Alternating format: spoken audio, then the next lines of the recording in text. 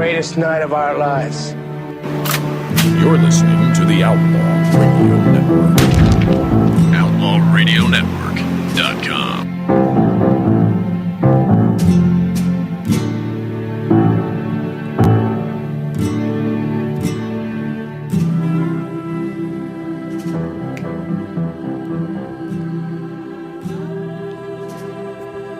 All right, it's the Outlaw Radio Network.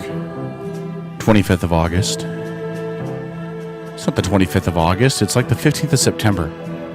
The dates on the computers in the studio are still off. You can tell K-Dog's not really all here. I was hoping by the time I got to the studio and we kicked off the show tonight, the game would be near halftime. So I would at least have an idea what the Seahawks and Niners would be doing. Thanks for checking out the show, by the way. And the folks in the NFL realized, holy crap, it rains in Seattle. So they've been locked into a weather outage delay because of the lightning and thunder and rain and all that I think ended about 5 minutes ago. So for those of you that are ignoring the game and listening to the show, thank you very much. For those of you that watch the game and are checking this out on the podcast, thanks for coming back and checking this out later. We appreciate it. As you can tell, I'm your guy. Everybody else is not here. St. Paul, well, I'm sorry, Strip is here, running the board. Strip, thanks for coming in, buddy. Anytime. Coming in, you live here. Desi is here as well, our social media goddess. And so she's running the social media, running the chat room, and updating Facebook and Twitter and all of our media feeds. We're your peeps. If there's ever a time to question who is dedicated to this show, now is not the time. I'm your guy right here. So Strip doesn't have quite the level of brag that I do because it's in his basement. It's not like he couldn't be here. Whoa. It's not like you couldn't be here. Whoa. Hey. No. Don't even. All right. We're your guys. How's that? That works. You're my Huckleberry. You're my Finn? Yeah, that's right.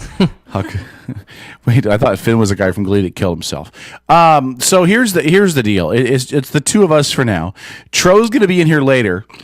I know why Tro's not here. And it's because of the embarrassing loss by his Dallas Cowboys against the Chiefs today, but we'll get to that later. St. Paul is at home with a whole bunch of people, supposedly at his house watching the Seahawks game. Whatever. And then he was going to come in after the Seahawks game. That's what he told everybody, including me on the air last week. However, he's had another crisis come up or whatever, so he's going to attempt to join us via Skype from the palatial St. Paul Estates later in tonight's broadcast. So let me give you a rundown of what's going to happen. In a minute, we're going to catch you up on what's up with Syria. And since Paul's not here to give his BS conservative anti-Obama diatribe, I'm just going to lay out to you what the truth is. And then later when Paul goes back and listens to the show, he can choke on it. So we'll talk about Syria a little bit. Later in the show tonight, we are going to talk some NFL. We're going to wait for the Seahawks game to conclude. So right about 9 o'clock, we'll get into some NFL stuff. We do have a guest picker tonight. Joining us as our guest picker this week is going to be one and only Paul Edwards. You remember Paul? Paul used to have a show on the network. He's been really active in conservative circles in the South Sound. And great guy, and has agreed to come back on and be our guest pick for this year for this week's games. So Paul will be joining us in the 9 o'clock hour to do our guest picking for this week's games, and then of course the last call at 10 o'clock. If you have anything you want to talk about, any questions, anything that's on your anything that's on your mind tonight, feel free to give us a call at 253-617-1440 so that we'll address anything that you want to address. Now, let me give you an idea about what's the latest developments in Syria. I'm not going to read from a website. If you want to do the research on it, go do the research on it. Let me give you the most basic rundown of what we know has happened in the last 7 days in regards to Syria. When we ended last week's show, there was the threat on the horizon that there could be U.S. strikes airstrikes, potentially boots on the ground. Charlie Rangel was calling for a draft because Charlie Rangel's an idiot douchebag.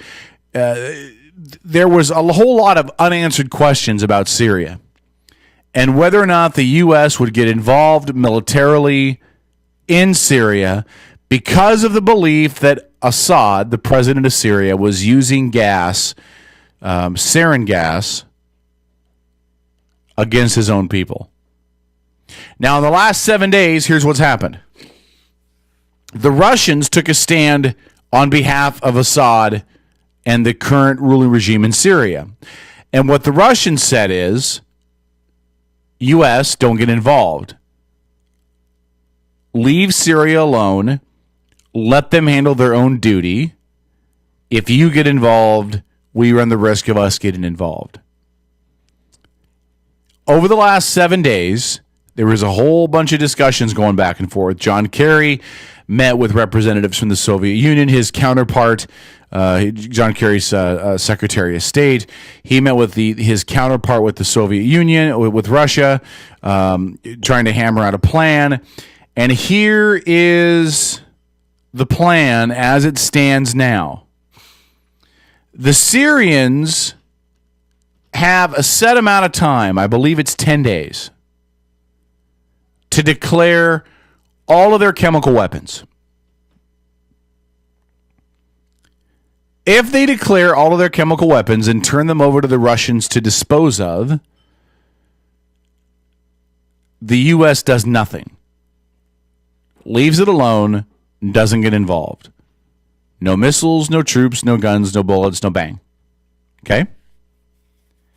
However, if the allotted time in the agreement, and I believe it's 10 days, I'll double check it in a second. If the allotted time goes by and the Syrians don't disclose their chemical weapons, or if there's considerable amount of intel that shows that they were deceptive and dishonest about what they revealed, then Obama has left the door open to send in troops, commit airstrikes, all of the above. Now, everybody in the world is giving Putin, the leader of Russia, credit, saying Putin averted this disaster by sticking up for Syria, and Putin took out an op-ed piece in a major national paper, basically, in essence, blasting Obama. Some reports are that Putin doesn't like Obama, that Putin thinks Obama is weak. I don't really care what Putin thinks of Obama.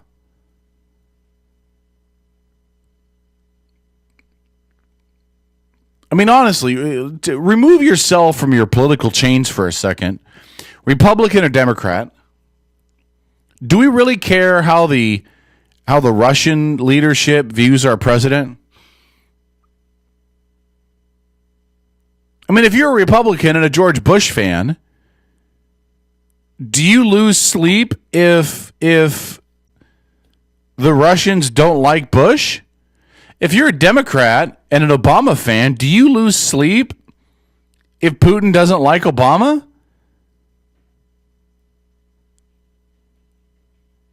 I mean, I understand we have to have diplomatic relations with other nations. But I don't remember a time that required us to be buddy-buddy with other nations. I don't require a time that manifested a requirement for our president and the Russian president to be on the phone at 2 o'clock in the morning like schoolgirls gossiping about what boy they've got a crush on this week. So I don't really have a preference either way on whether or not Putin likes Obama or Bush or McCain or Trump or any. I don't care. I don't have a preference.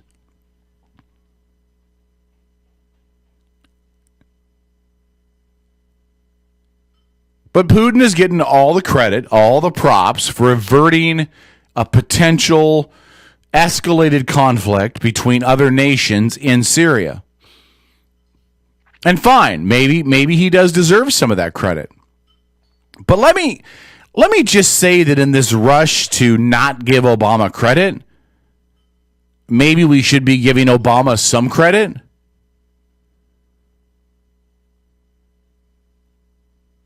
Does anybody really believe that if Obama didn't stand up and say, hey, we just moved a carrier group off the coast of Syria, and those carriers have got planes with bombs and missiles, and if you guys don't get your house in order, we're going to bomb the crap out of you?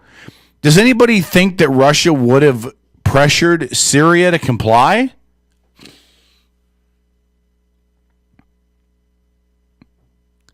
I think it's outstanding that conservatives everywhere are, oh, Obama, do something about Syria. So Obama does something about Syria, and then Republicans are like, oh, Obama, you better go to Congress and get Congress's permission before you do something. So he goes to Congress, and they're in discussions about giving him permission, although they put it on the back burner to wait and see what happened. And then it looks like they might actually give him permission, and then they're, oh, you shouldn't do anything. And then diplomatically, they figure a way out of this, and then Republicans go back to, crap, Obama might look good. Benghazi!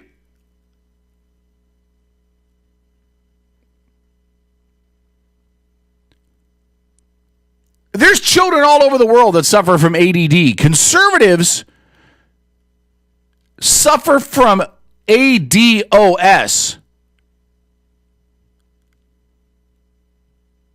Attention deficit. Oh, squirrel.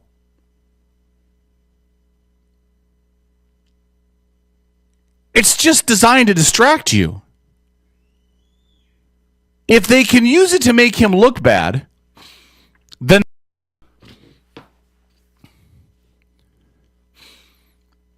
if they can use it to discredit him, they will. Oh, Democrats, don't think you're innocent because you're not. You do the exact same thing. I'm sticking up for Obama this week. It's my turn to stick up for Obama. This is K-Dog's week to stick up for Obama. This week.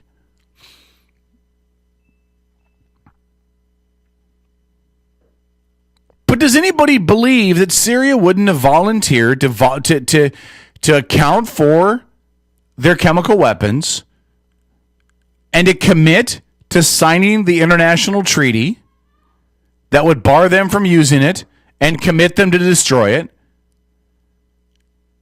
And that they would commit to turn over their arsenal of chemical weapons to the Soviets for destruction? Had Obama not said, get your crap in order or we're going to bomb the crap out of you, I think Obama played it perfectly. There is no better way that he could have played it. First, he came off like he wanted to do it. He made it clear in the beginning he wanted to go into Syria. And I don't blame him. Somebody is using gas in Syria that's killing little kids, killing innocent women, killing civilians in their homes while they sleep. And it's not a pleasant death, kids. It's not the kind of death where you just go to sleep and don't wake up.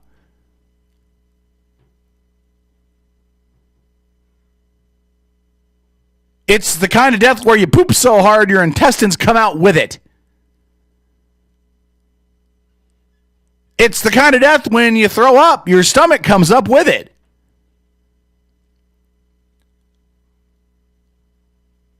You bleed internally. It is a suffering, agonizing, horrible, horrible death. So Obama said up front, we are going to get involved. He didn't take this pansy, politically correct route of, if I can get permission from the House and the Senate, and if we can get the Joint Chiefs to come up with a good plan, We might get involved. That's what the French do. We'll figure something out. No, he stood up and said, if we figure out that Assad is using chemical weapons, if our intelligence gives us beyond a reasonable doubt that Assad is using chemical weapons on his own people, we will get involved.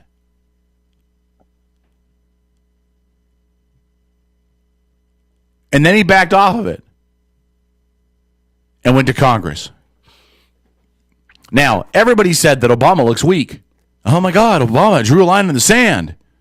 And then he didn't follow through. It was perfect.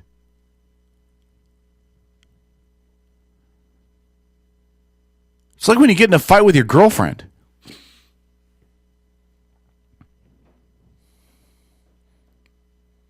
You love her, but she keeps spending all the money out of your bank account.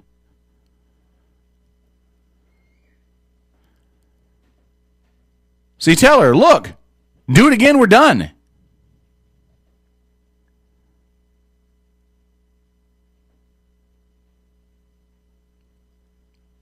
Then you're missing $50 out of your account.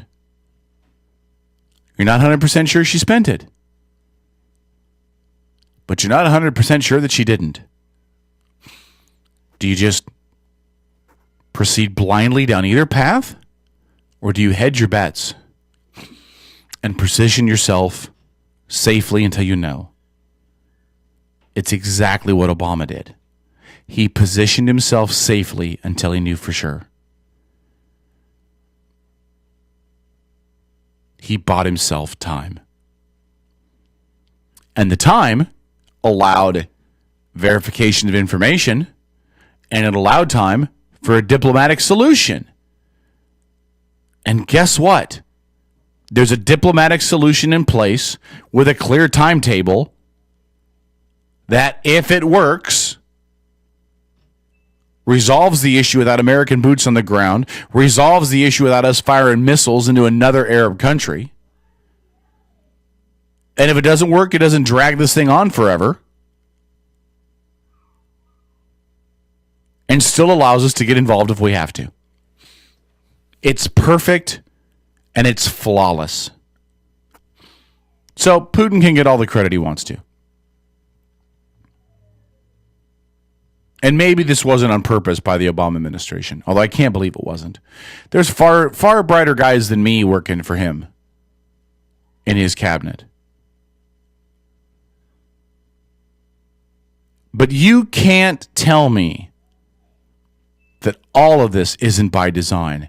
Do you think that the guy that went from a community organizer to 2 years as a senator to the president of the United States doesn't work through this crap with a plan?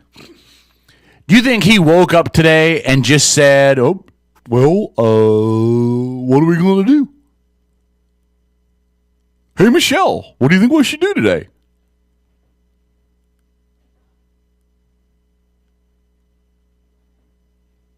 There's no way this wasn't planned out.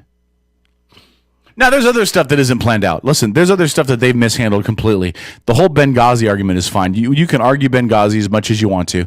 I said before that if it came down that there was a cover-up out of the White House, he should be impeached. I still believe that. But have you noticed that nobody's been able to come up with anything that shows that the White House was behind any cover-up? Now, maybe they covered their tracks really well, but I haven't seen it. Have you seen anything that shows that it came anywhere further than the State Department?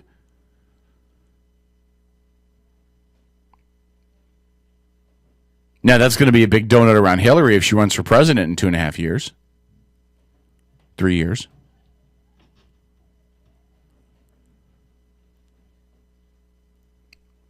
The point is, this was played very well. And it worked to a T. I mean, it just worked to a T. I got St. Paul, the voice of blah, just ripping anything Obama does as bad. No matter what, it's bad. It's bad. It's bad. If he didn't do anything, it would have been bad. If he'd ignored it, it would have been bad. If he got involved and made accusations but didn't follow through, it was bad because he didn't follow through. If he got involved, it was bad because then you're spending U.S. money or worse, risking American soldiers. No matter what, anything that he would have done is bad. And it's the standards you get out of the right. It's the standard you get out of the anti-Obama people that no matter what Obama does, it can never be right. The best part about the argument, though, before all you Democrats start crying and weeping and whining about how unfair it is, was the exact same thing you hypocrites did to Bush. Because nothing Bush did could have been right in your eyes.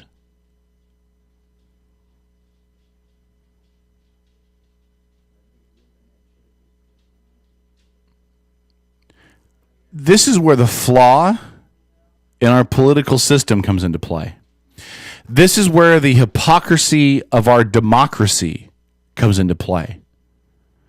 This is where everybody has to stop being a lemming. We all look at this structure and this system like they're the same idiots that we are. Like Obama woke up one day and just said, "Oh, I think I'm going to screw with Syria." There's a plan. They have meeting after meeting after meeting after meeting after meeting after meeting before they even bring it up to the press. Or they even talk to you about it. Or they mention it in a press conference. They watch this stuff through so many levels before they bring it up to you. It's watered down and filtered until the message they give you is exactly what they want you to know. None of this stuff comes up by accident. This whole thing, all the media is saying this all was an accident because it was a slip by John Kerry. If you believe any of this was a slip, you have to rethink the machine. But give credit where it's due. Obama played this perfectly. Now we'll see if the gamble works. We'll see if Syria keeps their word, declares and disposes of their weapons. If not, somebody's getting shelled. Outlaw Radio Network. Trojo joins us after this. Serving Kitsap County and beyond, the Outlaw Radio Network.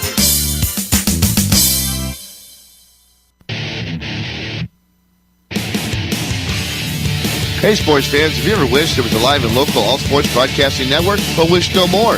It's ISPNSports.com. Kitsap's only live and local all-sports 24-hour broadcasting network, featuring the Kitsap Blue Jackets, the Olympic College Rangers, high school athletics, and the ISPN Sports Show every Saturday morning from 10 to noon with interviews from exclusive guests from around the Sound. So, you want sports? Go to ISPNSports.com.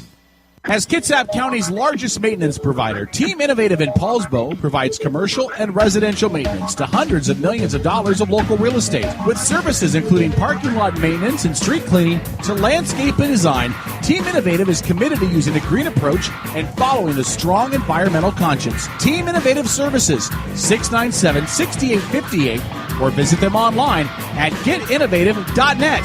Team Innovative Services, get serious, get innovative. The Yacht Club Broiler is Silverdale's premier dining establishment and has been for over 20 years. Come experience the Yacht Club Broiler's famous happy hour with a casual and friendly atmosphere. Free Wi-Fi service is now available. The Yacht Club Broiler is open 7 days a week for lunch and dinner at 9226 Bayshore Drive in Silverdale. The Yacht Club Broiler, Silverdale's premier dining establishment. Make a difference in your community and volunteer at Kitsap Humane Society. We have opportunities for everyone and need help in all areas of the shelter. You can clean, feed, and help socialize animals or answer phones, greet customers, and help run special events and fundraisers. KHS volunteers also lead programs including our foster program, canine training, and animal-assisted therapy. If you are interested in volunteering at Kitsap Humane Society, visit our website at kitsap-humane.org. The Legacy Group in Silverdale is a well-respected independent mortgage banker, absolutely committed to helping Kitsap County families on their path to home ownership. As an employee-owned company, the Legacy Group has a strong stake in your success, and they want to be your lifetime partner in helping you develop a strong real estate portfolio. Call the Legacy Group in Silverdale today at 698-6440 and find out how they can help you get started on the road to home ownership. 698-6440 for the Legacy Group, a lending experience that's a little different and a lot smarter. Hi, this is Stephen Gardner from the Kitsap Sun.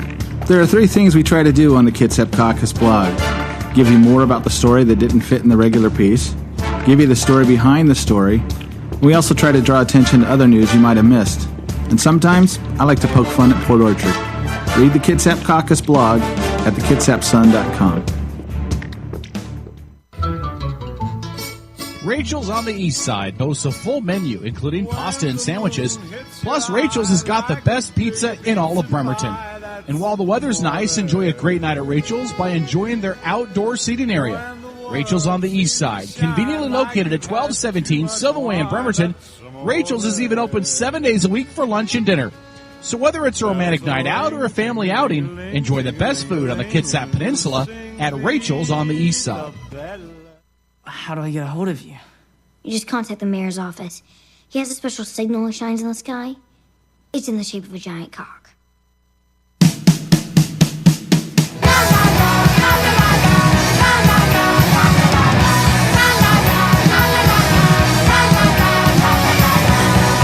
Are you serious? You can apologize for that now. Go ahead. Wow. I can't. There's only one person that needs to apologize for that. And who's that? That'd be St. Paul, who's not even here. And explain why he should apologize for that. Explain why you played that. Explain how that happens. Because I didn't even know what it was. So to give listeners background, St. Paul created a whole bunch of... Can you turn that up just a little bit? Go ahead and let that play behind us. St. Paul created a whole bunch of bumps for the show. And they're not labeled very well. Some are for the last call. This would have been one for the last call. Oh, no, they're not labeled at all. I know, they're not labeled at all, but some would have been for the last call, like this one. Oh, okay? Yeah. But there's nothing on there that says. So every week, St. Paul complains, you're playing my bumps. My feelings are hurt. I have sand on my private parts. So tonight, Tro. Oh, thank you so very much. Strip is playing Paul's bumps because Paul's not here. Serves him right. But none of them are labeled, so the one he plays, the first thing it references is a spotlight of a giant cock. That's outstanding. And that is why we do not play his bumps. But we will the rest of the night. So if any of the other bumps offend you, I apologize. We blame that completely on St. Paul. Yeah, tune out now. The voice of the giant spotlighted cock. All right. Jojo joins us in studio. Listen to that bump right there coming into the studio. It almost reminds me of the fact that you said this week you just might make it a full 4 hour last call. Yeah. Last call, because now we don't really know what's going to happen, especially going to play those type of bumps. I know, man. I mean, good God, I'm innocent. And everybody know that I'm not real big into politics. I mean, I'll talk politics. Okay, I will be a political expert today and try to play the part of St. Paul, the voice of reason, and throw my expertise into the ring. I do have a score update. Have you followed any of the game? It was no score when I got here because of the delay. Mm-hmm. It's Seattle is leading 5-0. What is this, a baseball game? Clearly, it's a field goal and a safety. Yeah. That's outstanding. 5-0. Yeah, I'm going to go to the box score. This one is starting to turn into somewhat of a as the guys were starting to get going in the game. Obviously, the Lightning came and you got a nice hour delay, so they had to pull everybody off the field and. Yeah, I was watching the game at home, eating dinner before I came down to the studio, and was just kind of amazed that they just realized it rains in Seattle. Yeah. It's not as much about the rain, but it's the lightning that's getting it. Which, by the way, is it just me, or has there been such a shift in the atmosphere that we're getting more and more lightning storms around here now? I mean, no, it's summer. It's the end of summer. Right. I don't remember it being like this, but it's Yeah, I don't remember it being like this in the time that I've been in this area. I've been here since 1997. 1995, and yeah. I can only remember at least, up from 95 till now, only 4 thunderstorms, and now here within this past month we've had 4. Yeah, so it's pretty outstanding. I love the thunder and lightning though, man. I was in Louisiana when I was about 10, and I went down to visit my grandfather who lived in western Louisiana. Out in the Lake Charles area, and I remember when I got there. By Shreveport? No, not that far north. Farther south. Lake Charles is Lake Charles. Yeah. And it was so freaking hot, dude. And, I was born in Cali, but I've been in Washington since I was 4. So Louisiana is humid and it's hot and it's sticky and there's bugs everywhere. And bugs, man! You talking about those little hummingbirds that's the size of mosquitoes? I mean, I'm talking about the ones that get in the houses, man. The ones that when you turn the light, they scatter. So am I. Oh God, man, gross. Anyway, Madagascar cockroaches, whatever the hell those things are, man. But I remember that it had been hot. I was there for a month, right? I've been there like 3 weeks, hadn't rained at all, and then the skies open up. It is pouring down rain. I'm so happy, and like a drunk just idiot, man. I'm 9 years old. I run out in the rain. I'm in the rain. I'm just loving the rain because it reminds me of home. It is just pouring down rain and lightning. Now here we get flash lightning. Right. In Louisiana, they get bolt lightning. And bolt lightning hit a tree had to be a half mile away from me, but to me at 9 years old, I had to change my shorts. I ran in that house and I didn't go back outside again. I thought I was going to die. Last week we had bolt lightning. Yeah, yeah. We don't get a lot of bolt lightning up in Washington. They've been having a little bit here today, and they've actually shown a couple of steel frames of it here behind the stadium and area. That's why they pulled everybody off the field. Yeah, it was pretty bad. It's smart to do. Listen, you got guys that are out there in pads, and those pads got a lot of metal in them. The helmet's got a lot of metal in them. You're basically a walking electromagnetic conductor. So it's smart. Not to mention how many fans is in that stadium right now that's made of nothing but stone and metal. Yeah, well, the fans. Listen, you can suspend the game all you want to. The fans aren't going to go anywhere. Yeah, the fans ain't going. They're going to sit up there and drink more beer. And the concessionaires at the Clink are just, you're going to let him sit around with nothing to do but drink beer for 45 minutes? We're going to have a record night in sales tonight. So, yeah, they're not going to go anywhere, but you got to get the guys off the field and all that metal. So, I just thought it was funny, they pull everybody out. A second game today that had that, by the way. Third, fourth. No, it happened down in Tampa Bay. It happened, well, I can't remember all of the games they said, but they said it was the third game today. Not today, though. I think it was third game this year and second game today. I could be wrong, though. Yeah, I thought they said it was a third game today. But anyway. Tampa Bay had an hour delay today against New Orleans. So it's the NFL. But at last check, Seattle leading 5-0. 5-0. 5-0. They're in the bottom of the second. It's going to be a great defensive game or one hell of a school in second half. Anyway. Yeah. So there you go.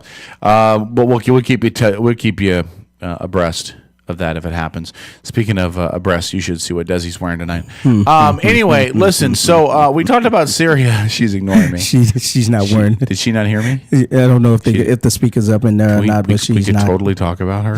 And I don't think she's listening. She's listening. She just looked at me like I think she just wore that. I think she wore that stuff just for you. I think she does. I think the intern does that to mess with me. I think she's doing that to mess with you. Just to turn your head and see how fast your eyes can buck. I have to give her a ride home tonight too. Bow, chicka, bow, bow. That's how some adult themed movies start. Can you give me a ride home while I'm wearing this tight shirt? That's how some of those Cinemax. In other words, that means she's calling a taxi tonight.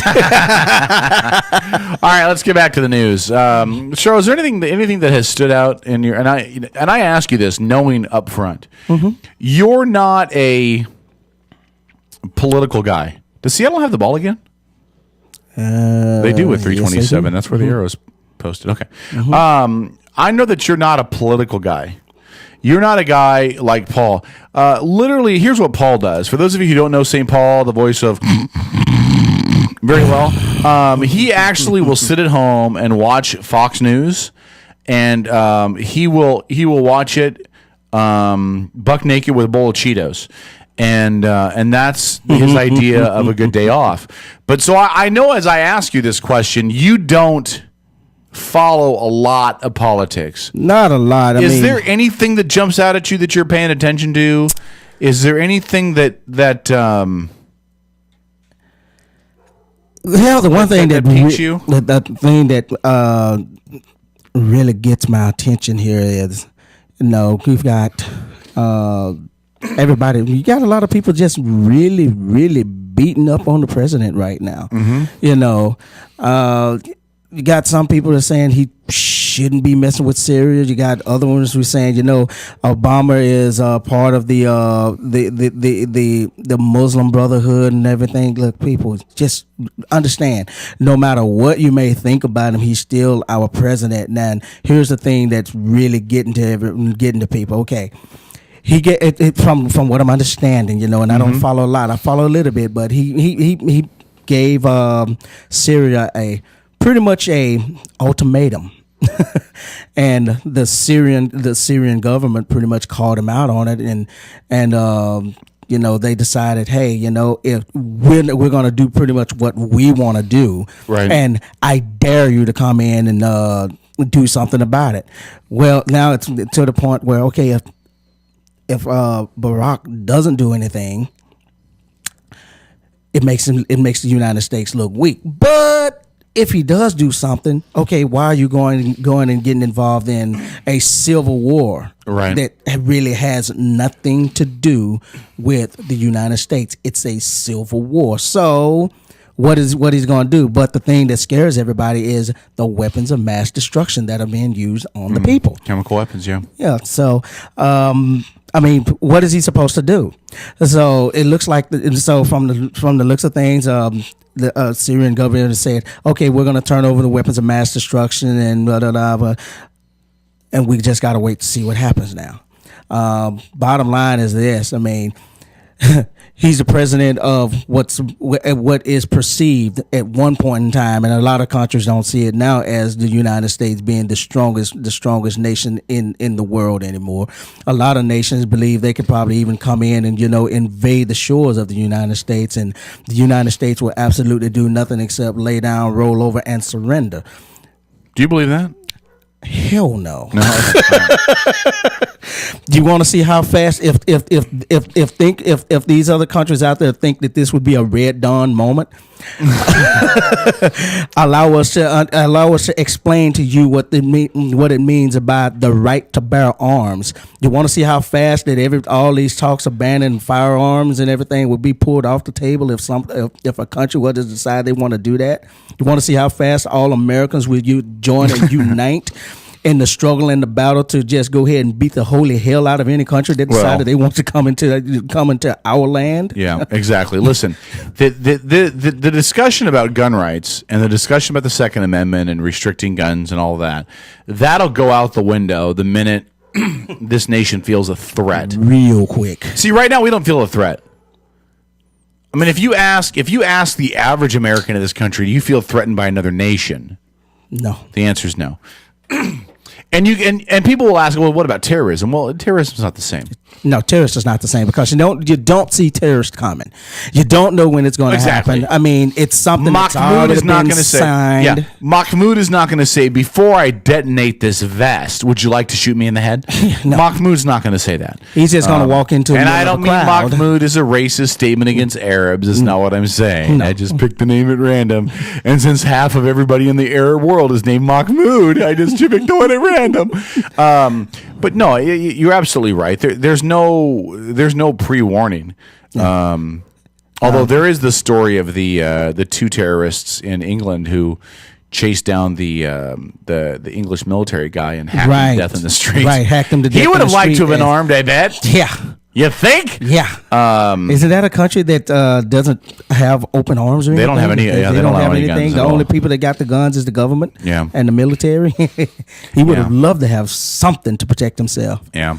But listen. Let me ask you a question though. Mm-hmm. Do you think anybody would really rebel or really even fight if there was a Red Dawn moment and they tried to take, say, New Mexico, or would everybody just say, you know, there's really nothing here. You can have New Mexico. We'll let you have it. Actually, really, yeah. And here's the reason why.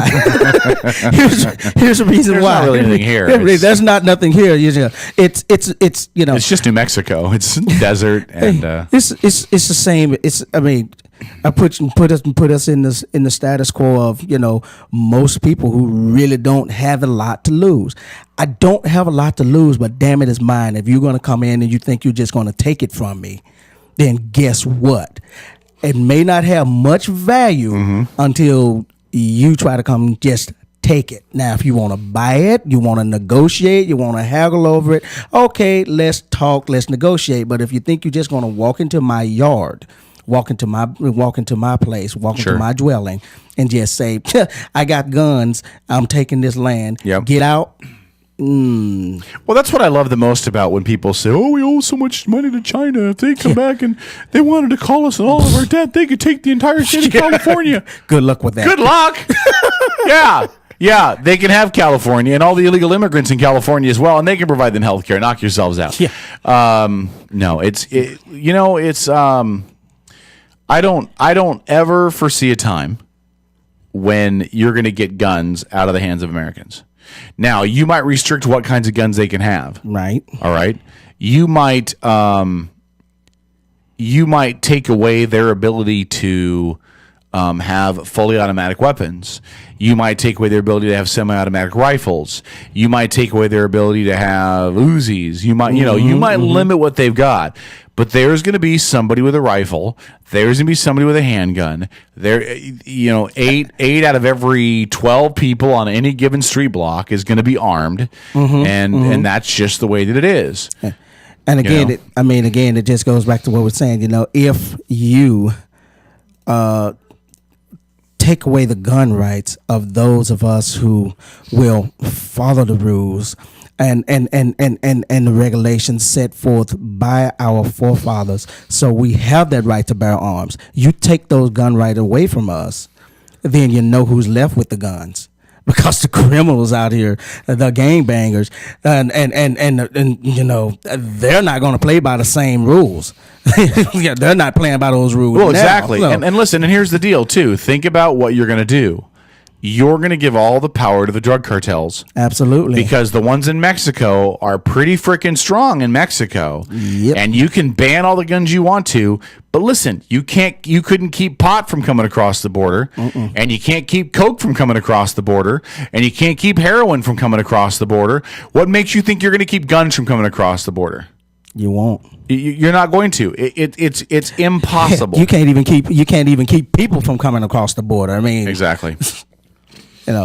So that's just another one of those subjects that they will never be able to control. They'll never be able to control if you ban the guns. Who's going to have them? Who's going to stop people from actually coming into our houses and then taking us and taking what we have and what we have worked hard for?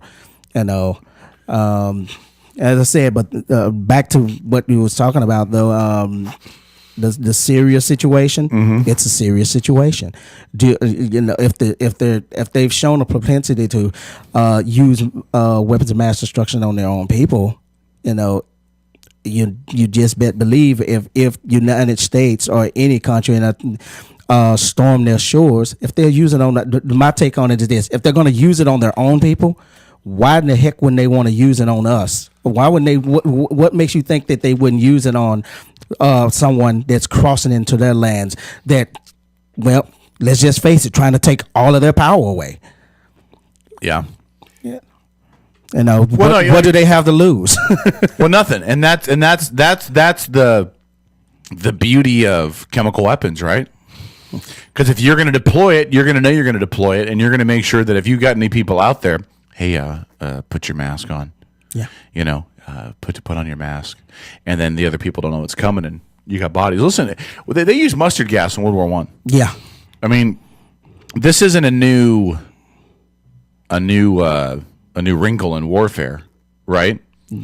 So, it's not. Syria's going to be an interesting mess if they don't adhere to what was committed to, because in a way, with the agreement that's been put into place, and I believe, I don't know if you heard much of the last segment, I believe what Syria has agreed to do is within 10 days or something, declare what they have and set a plan to turn them over to the Russians, for a disposal. Now, let's say that they don't. Or let's say that they do, but it isn't complete. And we have enough intel to basically say, hey, we know that they're lying, and we can prove that. Then if you're the Russians, you've pretty much said, oh, you know what? we agreed to this agreement and they didn't follow through. Right. We're kind of backed into a corner. You do what you need to do now. You know, you can't have it both ways. You can't expect that we're going to honor our agreement if you're not going to allow us to enforce it if they don't comply. Right. So, yeah, it's interesting. We'll have to, we'll have to see how it plays out. Checking in really quick at the Clink because I really am watching this as we do the game. Yeah, we are actually watching I am this. that talented. St. Paul decided to stay home, and your normal co-host decided he did not want to come in. I'm going to call in from Skype while you do the show. Yeah, we've been on the air almost an hour. First and 10, by the way, about $1.50 to go. They're just about the 38-yard line. And Russell Wilson is now running all over God and creation and just got out of bounds for another first down. So, yeah, what I like about this game is that the defense hasn't allowed the Niners to score. That makes me happy. If that second half is coming. Yeah, let the second half come, though. But it means that the crowd is making some noise, and it means that you're disrupting them. Because remember, this is a team that scored...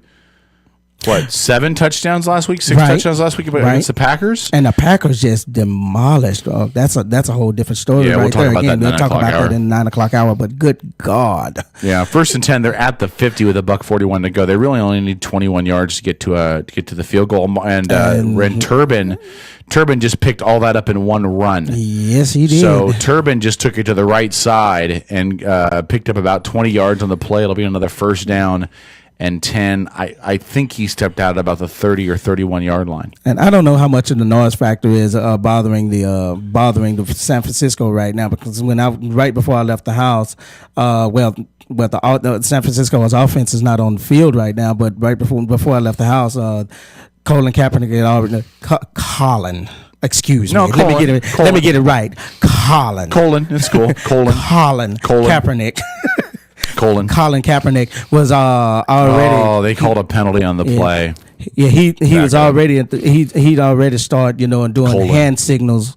He wasn't even trying to call plays in the huddle or at the line anymore. Everything was just being done by hand signals and them holding up signs on the sideline so he can read what the hell he need to be doing.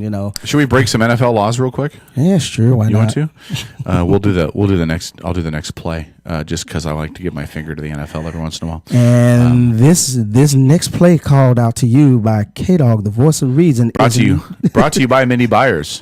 When anybody wants to break the law, Mindy Byers is your person. I'm just kidding, Mindy. We love you. We love you. Well, all right. Some of us do. 253-617-1440. We've only got about 3 minutes. I don't want to get into another topic, so let's do a little play-by-play for you, and then we'll get to the top of the hour. So here we go. Second down, 17. Minute 2 to go. Ball at the 43-yard line. Inside handoff to I can't tell who that was. It was either Lynch or Turbin. They run it up the middle, get about 3 yards on the play. Clock continues to run to 50 seconds to go. It'll bring up a third down. Was it Turbin? It was Turbin. Nice, thank you. You'd be a good color guy. Get that? Because you're black. Anyway. Wow. Just wrong. Turbin with the inside handoff. What's wrong with you, man? What's wrong with you? What? Did never bothered you that they called them color guys? Color analysts? So they're down under 30 seconds now. What the Seahawks are doing is just running on the clock at this point. Third down, 13. 22 seconds on the clock. Ball at the 47-yard line, and they will call a timeout. With 21 seconds to go, and then San Francisco called the timeout. Correction, right. San Fran calls the timeout. They got another one to burn, so they're thinking they might be able to get the ball back here and try to get some points on the. That's interesting. Yeah, Reed, the defender on the play they're showing on the replay, tackled Rice, and then he went down. His body went limp after he hit him, but he got up and walked off the field. So yeah, he did hit the ground and collapsed pretty hard. Desiree wants to say something to us. Desiree, do you want to say something to us? Des, what do you got to say, babe? What you got? What do you got, baby? It doesn't have to do with the game right now, but it has to do with a different Super Bowl team. Yes. The Buffalo Bills. I actually just found this out. Yeah. But one of their members, or not members, one of their teamers. She said member. Whatever. Yeah. Stephon Gilmore, I actually went to high school with him. Really? Yes. Really? He's an excellent football player. All right, hold that thought. Third down, 13, 21 seconds to go. Ball on the 47-yard line. Shotgun formation. 2 receivers to each side. Split backs out of the backfield. Russell Wilson back to throw. He'll avoid pressure, step up, and then be sacked. Sacked by Antoine Smith. in the backfield. That will kill this drive. The clock will stop with 11 seconds to go. San Fran will call the timeout. They want the ball back with 11 seconds to go. Yes, they do. Anquan Smith came right up the gut, and Russell Wilson tried to step up in the pocket to try to keep the play alive, but Smith basically said, "You're my girlfriend now." So that's a nice way of saying you like that? Beep. That will end the drive. So Seattle will punt with 11 seconds to go. And we'll see what happens. Some here. pretty daggone close games that was going on Alden today. Smith, yeah. Then this one looked like it's going to go down to the wire again. By the way, one of us you've just got to think. One of us called Buffalo is going to win today. By the way, one of us predicted that. Yeah. Also, Trojo, Yeah. I think it's 2 of the Cowboys actually I went to school with as well. Oh, really? Yeah. And what 2 were those? Were they losers in school as well? I'd have to look it up again. Oh, But you have no, to they're really nice guys, including Stephon Gilmore. They're really no, nice the guys. Cowboy guys, were they losers as well then? No, they were really great football players. Were they gay as back well. then too? No. This guy. Brokeback Mountain? Look at this guy here. I'm not going to talk bad about them because they were really nice. Do I really got to sit here and listen to the Cowboy ridicule today? Yeah. Today of all days, do I really have to listen to flag on the play. Let's see what the flag's about, jeez. though. Otherwise, this will end the half. Oh, hold on. He's telling people to stay, so we'll see what the flag is about. I wonder if the flag would be enough to give Seattle a first down. That'd be awesome if it did. Maybe. All right, so we're going to go to the top of the hour break. We come back. We'll actually go back into some topics. We'll discuss what's going on. This game's going to run long. I would gamble that this will be our lowest listened to show ever. Probably. We don't ever compete against the Seahawks on a show. We are tonight. This will be our lowest listened to show. Yeah, the only people that's really ever. listening is me, you, and the people that's in the room. Probably. No, there's other people that are listening. Well, we got a couple of people. No flag on the play, or it was waved off or whatever. So that'll be the half. So they'll go to the half in Seattle.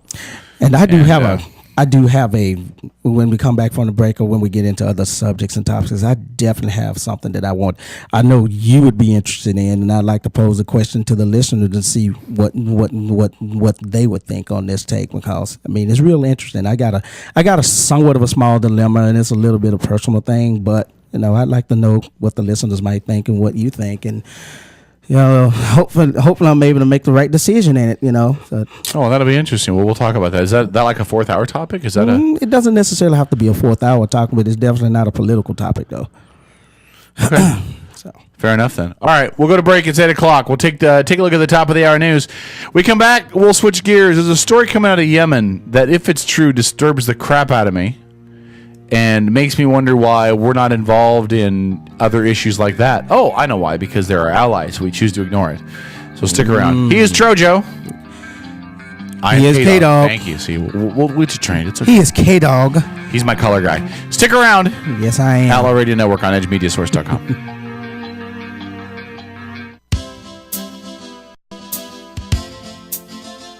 Serving Kitsap County and beyond, the Outlaw Radio Network. In Washington, I'm Windsor Johnston. Secretary of State John Kerry says he's turning his attention to the UN and the international community to put into force a deal he negotiated with Russia to rid Syria of chemical weapons. Kerry is in Paris now to consult with allies. NPR's Michelle Kellerman reports. Secretary Kerry will be meeting here with his British and French counterparts to talk about ways to move forward with the chemical weapons deal. It is a framework, not a final agreement. It is a framework that must be put into effect by the United Nations now. And that requires Russia to agree to a binding Security Council resolution with consequences if Syria does not comply. Kerry came to Paris after meeting in Jerusalem with Israeli Prime Minister Benjamin Netanyahu. The Israeli leader says the determination that the international community shows on Syria will have an impact on Iran, which he calls Syria's patron. Michelle Kellerman, NPR News, Paris. Efforts to provide aid to Syria are becoming more urgent. UN humanitarian aid chief Valerie Amos spoke at a press conference in Tehran today. She said the humanitarian situation in the war-torn country is dire. We now have a situation where 6.8 million people in the country are in urgent need of help. That's nearly a third of the population. Amos also urged Tehran to use its influence as an ally to allow greater aid access to Syria. Hurricane Ingrid and Tropical Storm Manuel, which are pounding the east and west coast of Mexico, have killed at least a dozen people in the country, which is celebrating Independence Day weekend. James Blears reports. Tropical Storm Manuel's closing in on the southwestern state of Guerrero. 6 people in an SUV were killed as it went out of control in the international vacation resort of Acapulco. 5 more died in the landslide in Guerrero State, where the city is situated, and another person in a wall collapse. Hurricane Ingrid, which is the second hurricane of the Atlantic season, is expected to make landfall in the northeastern state of Tamaulipas. Independence celebrations have been scrapped in the cities of Tampico, Madero, and Altamira. Thousands already evacuated to emergency shelters. For NPR News, I'm James Blears in Mexico City. Rescue crews in Colorado are continuing to search for people trapped by floods. Nearly 200 residents are waiting to be airlifted to safety, but bad weather is hampering efforts. Rocky Mountain Incident Management Team Commander Shan Del Gross says he's worried the situation will get worse with additional rainfall in the forecast. Are we going to get new flooding? Flooding where we had it before?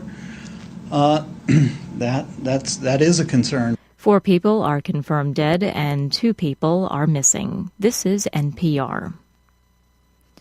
It's been a violent day in Iraq. Officials say at least 40 people were killed in a wave of car bombings and shootings. Most of the attacks appear to target Shiite Muslims. The deadliest took place near a busy market where 2 car bombs exploded within minutes of each other, killing at least 9 people. No one has claimed responsibility.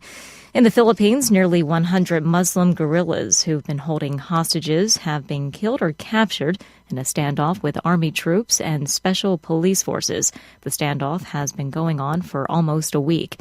From Manila, Simone Orendine reports the government continued its operation Sunday and has taken back some rebel-held locations. Philippine military spokesman General Domingo Tataan says troops are engaging in calibrated operations against the Moro National Liberation Front. It's not just simply fighting against the enemy.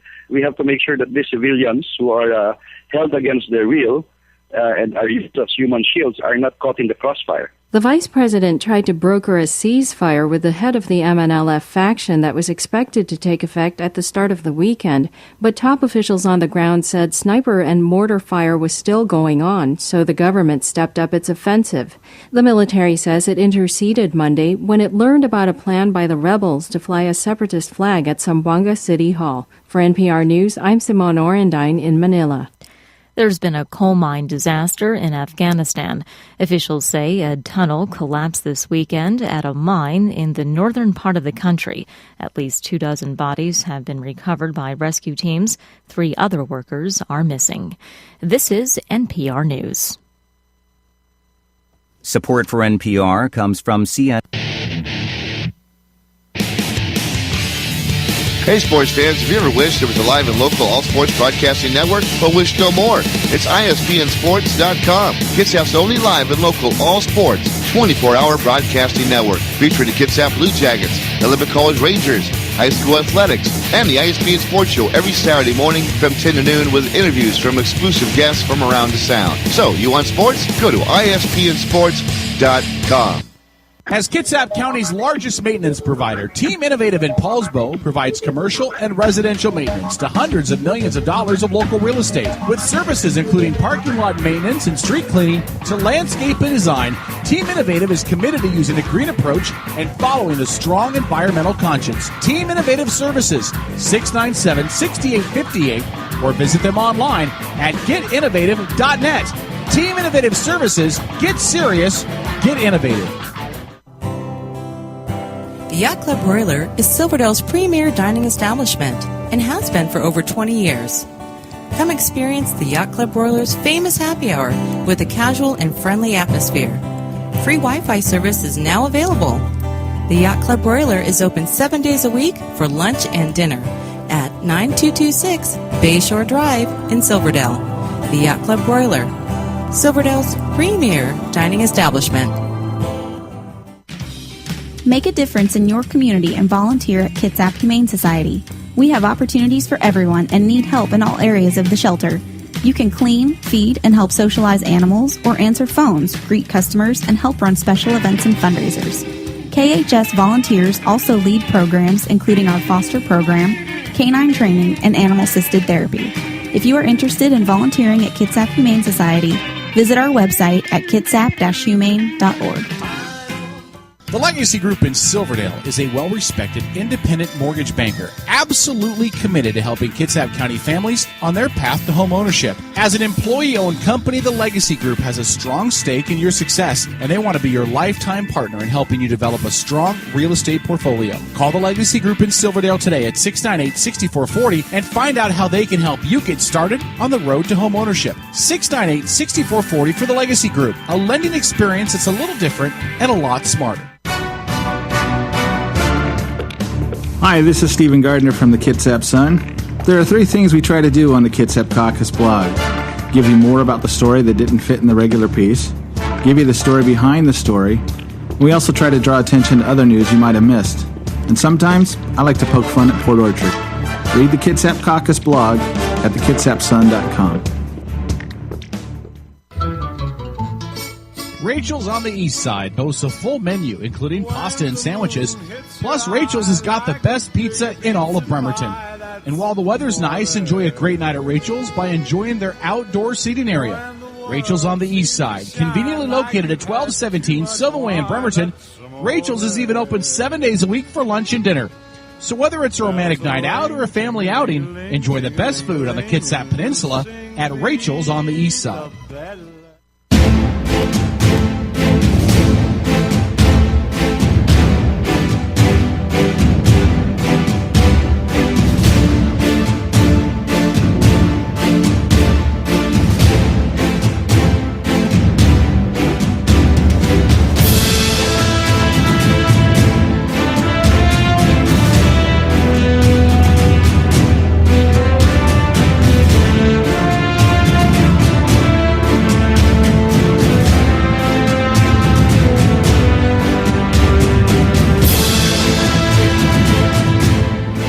All right, it's the Outlaw Radio Network. Thank you for checking out the show. You're back live with K-Dog, the occasional loose cannon. And Jojo, my color commentator. The color commentator for tonight. Sitting in the seat for St. Paul, the voice of reason. Yeah, I like that. That's good. I'm going to have to keep that. That's outstanding. That's great. So we're looking over our football stuff from this week. So it's we'll get to that later. But close week again. It's a pretty close week. Close week. Good. I'm the only guy that picked San Francisco to win this week. No, you know. You are the special place in hell reserved for you. Congratulations. But I also picked Dallas to win this week, too. And that was my we double saw how that worked game. for you. Nice job. No, yeah. Dummy. Damn ass Dallas Cowboys. Dummy. It's starting to really piss me off. Yeah, good job, buddy. So, all right, 253-617-1440 is the number to call if you want to be a part of the show. Thanks for checking this out. I'm going to read this to you. We talked about Obama in the last half hour. Mm-hmm. Before we get to the other story that's really pissing me off, let me talk about this, and then we'll put the Obama stories away for the night. I'm just going to read this to you. This is off of CNN.com. Tell me if you think this is a story or not. 5 years after the economic collapse that defined the first 100 days of President Barack Obama's presidency, the White House is taking credit for strengthening the economy, with the president preparing to embark on a week of events aimed at making that argument. Gene Sperling, senior economic advisor to the president, by the way, I'm reading this from CNN.com, by the way, said Sunday that while the economic decisions the Obama administration made in 2009 were controversial, citing the troubled asset relief program, the auto bailout, and the revamped banking regulations, all have outperformed their original forecast. Quote, "These are very difficult, bold, and politically controversial measures that the president took in 2009 have uniformly performed better than almost anyone could have projected," Sperling, the outgoing director of the National Economic Council, said on a call with reporters. All right, so I'm looking for what numbers they're using to justify this. So on Friday, the president will take his message on the road, traveling to the Ford production plant in Kansas City, Missouri, where he's expected to tout the 2009 auto bailout and his next economic steps. A White House report released Sunday credited Obama with making these tough decisions, stating that America has fought our way back largely because of these steps. Mm-hmm. So here's my question for you, Tro. Mm-hmm. Do you believe that the economy now as we sit here September 15th, 2013. 3.5 months out of Christmas. And less than 2 months away from the release of Xbox One, which is what I'm waiting for. 2.5 months away from Christmas. Do you believe that the economy is in a rebound mode? Do you think we're on our way up or on our way out? Do you think that the economy is now? You're in a retail environment. You sell things for a living, and your living is based on commission, right? Based on sales, based on commission. Yes, it is. So if you don't sell your widgets, you don't make money for selling your widgets at Advantage Nissan. This is true. So if you don't sell that phenomenal Nissan Pathfinder, then you don't make any money, and it's not like you're making a minimum wage as a base. You don't sell cars, you don't get paid, you don't feed the family, and Jazzy doesn't get diapers. Do you believe that we're turning a corner economically in this country? Well, I will. Actually, I can tell you this: as far as car sales industry, sales have started to come up again. People are realizing now that this vehicle that I have been driving, I've got to get rid of it, and a lot of people are starting to get away from the private sellers and the Craigslist buyers now, because they're realizing, you know what, I'm buying these cars now that are still breaking down on me, and I'm spending thousands and thousands of dollars on. Holy crap! I could have had. Bottom line is, the economy, car sales have come up. They're definitely on the rise again.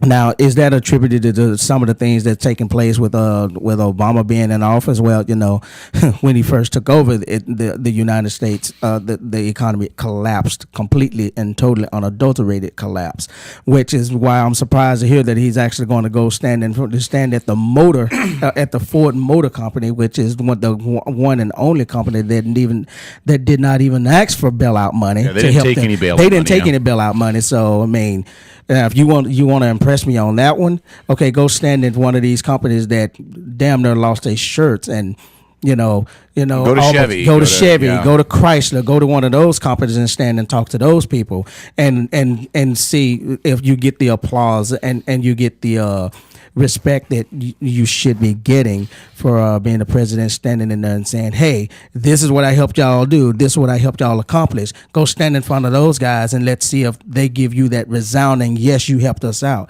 To go to Ford, I'm not too impressed with that, because as I said, Ford is the one company that did not ask for bailout money. Yeah, Ford is a curious choice. Now that you bring that up, I would agree with you that Ford is a curious choice for where you would go when you go to the one company that didn't take bailout money. That's a bailout at all. I hadn't thought about that. At the time that the United States economy hit that brick wall, I was actually working for the Chevy Corporation. They had to put releasing the Camaro on a back burner, because they didn't even know if they was going to even be able to go ahead and produce it and release it. Even though right about the time that I got out of selling. And I got out of selling cars for about 3.5 years, but right about that time, it was like, geez, I had a folder full of people who wanted the Camaro that was already putting their orders in, and then it was like, you know what? Guess what? We don't even know if we're going to be around, so we're going to put this on the back burner. Bottom line is, sales have come up, especially if you're in commission sales. Commission sales, you still have to fight, you have to struggle, you have to work for everything we get anyway. If people come in and buy, they come in and buy. If people don't, you know what? I mean, they do pay us a little base salary, minimum wage commission, but if you're working 200 and some hours a month and you're only working for minimum wage, you're in the wrong job. It's a whole different question with the whole minimum wage issue and all of that. But let me ask this question: how much of it is the economy, and how much is it that manufacturers just got smart? For example, one of your competitors, and I won't mention who they are, CarPros Kia, is listing a brand new Jeep for under $9,000, a Jeep Liberty for under $9,000. Did the auto industry just get smart and realize we can't keep throwing out $35,000, $38,000 vehicles when people are not You know what I mean? I do know what you mean. Because you're looking at a $40,000 vehicle, you're looking at $450, $500 a month in payments. When people are losing money and not able to afford to make those payments, let's come out with a $9,000 vehicle, put their payments at about $200 a month. That's probably more palatable to somebody that they can afford. Well, when you're looking at it in that aspect, you got to also look at it from a standpoint of it's not really what most people don't understand. It really does not come down to the price of a vehicle that they're paying on. You take that same $10,000 that $9,000 vehicle that you should be able to get for $200 a month. Well, that's based on whether you got, believe it or not, do you have good credit? Yeah. What's your percentage rate? If you don't have good credit, now your percentage rate is jacked up between 18, 19, 20%, 29%. Heaven help us for those who have to get that. But you know what? People still do it to rebuild their credit. Heck, I'm doing it myself, Yeah. Not good. But now you take that same $9,000, $10,000 car and you throw that percentage rate in. Holy cow. You look at a $9,000 car, then you throw in a 30% interest rate on it. Guess what? Now your payments is $350, $375 a month on top of whatever your insurance bill may be. And now you're making a $500 a month payment on a car that's supposed to only cost $9-10 grand. And people who have bad credit are doubly... They're doubly screwed. They're screwed because now they're having a hard time making the payment in the first place because they have bad payment because obviously they have some kind of financial issue, right? Correct. Either they have a poor payment history, or they're unemployed, or they've had some major kind of life issue that caused them to have an issue, right? Yep. Or they just screwed it off and said, I don't care if my payments are late, I just don't care. But they've had something that led to them getting a poor payment, or they just don't have a history to draw from. Exactly. So they're doubly screwed. Now, not only do they have whatever the issues are that led to it, but on top of that, now they're paying way more for the same thing that the people that don't have the poor payment history or the poor credit history are getting. Correct. They're basically the people with the better credit history can get a car that's twice as much. Yep. For the same payment because the percentage rates. Yeah, you got somebody who's got a 700-800 plus beacon score. They walk into the dealership and they're looking at a $20,000-$30,000 car and they're driving out with $300 a month payments, and then they go tell their friend about this same deal and and their friend say, well, they got a $300 a month payment, 0% APR, 0% APR. Why can't I? Well, because your credit report sucks. Your beacon is a 500. You know? Your credit report sucks. You've had 3 repos. Congratulations. So that's one of the things that a lot of buyers, we'll pay you to leave the dealership. just get out. Here's $100. Go somewhere else. There's a lot of people who go out to dealerships, and unfortunately, the consumer has been programmed that, oh my God, I got to go talk to a dealership.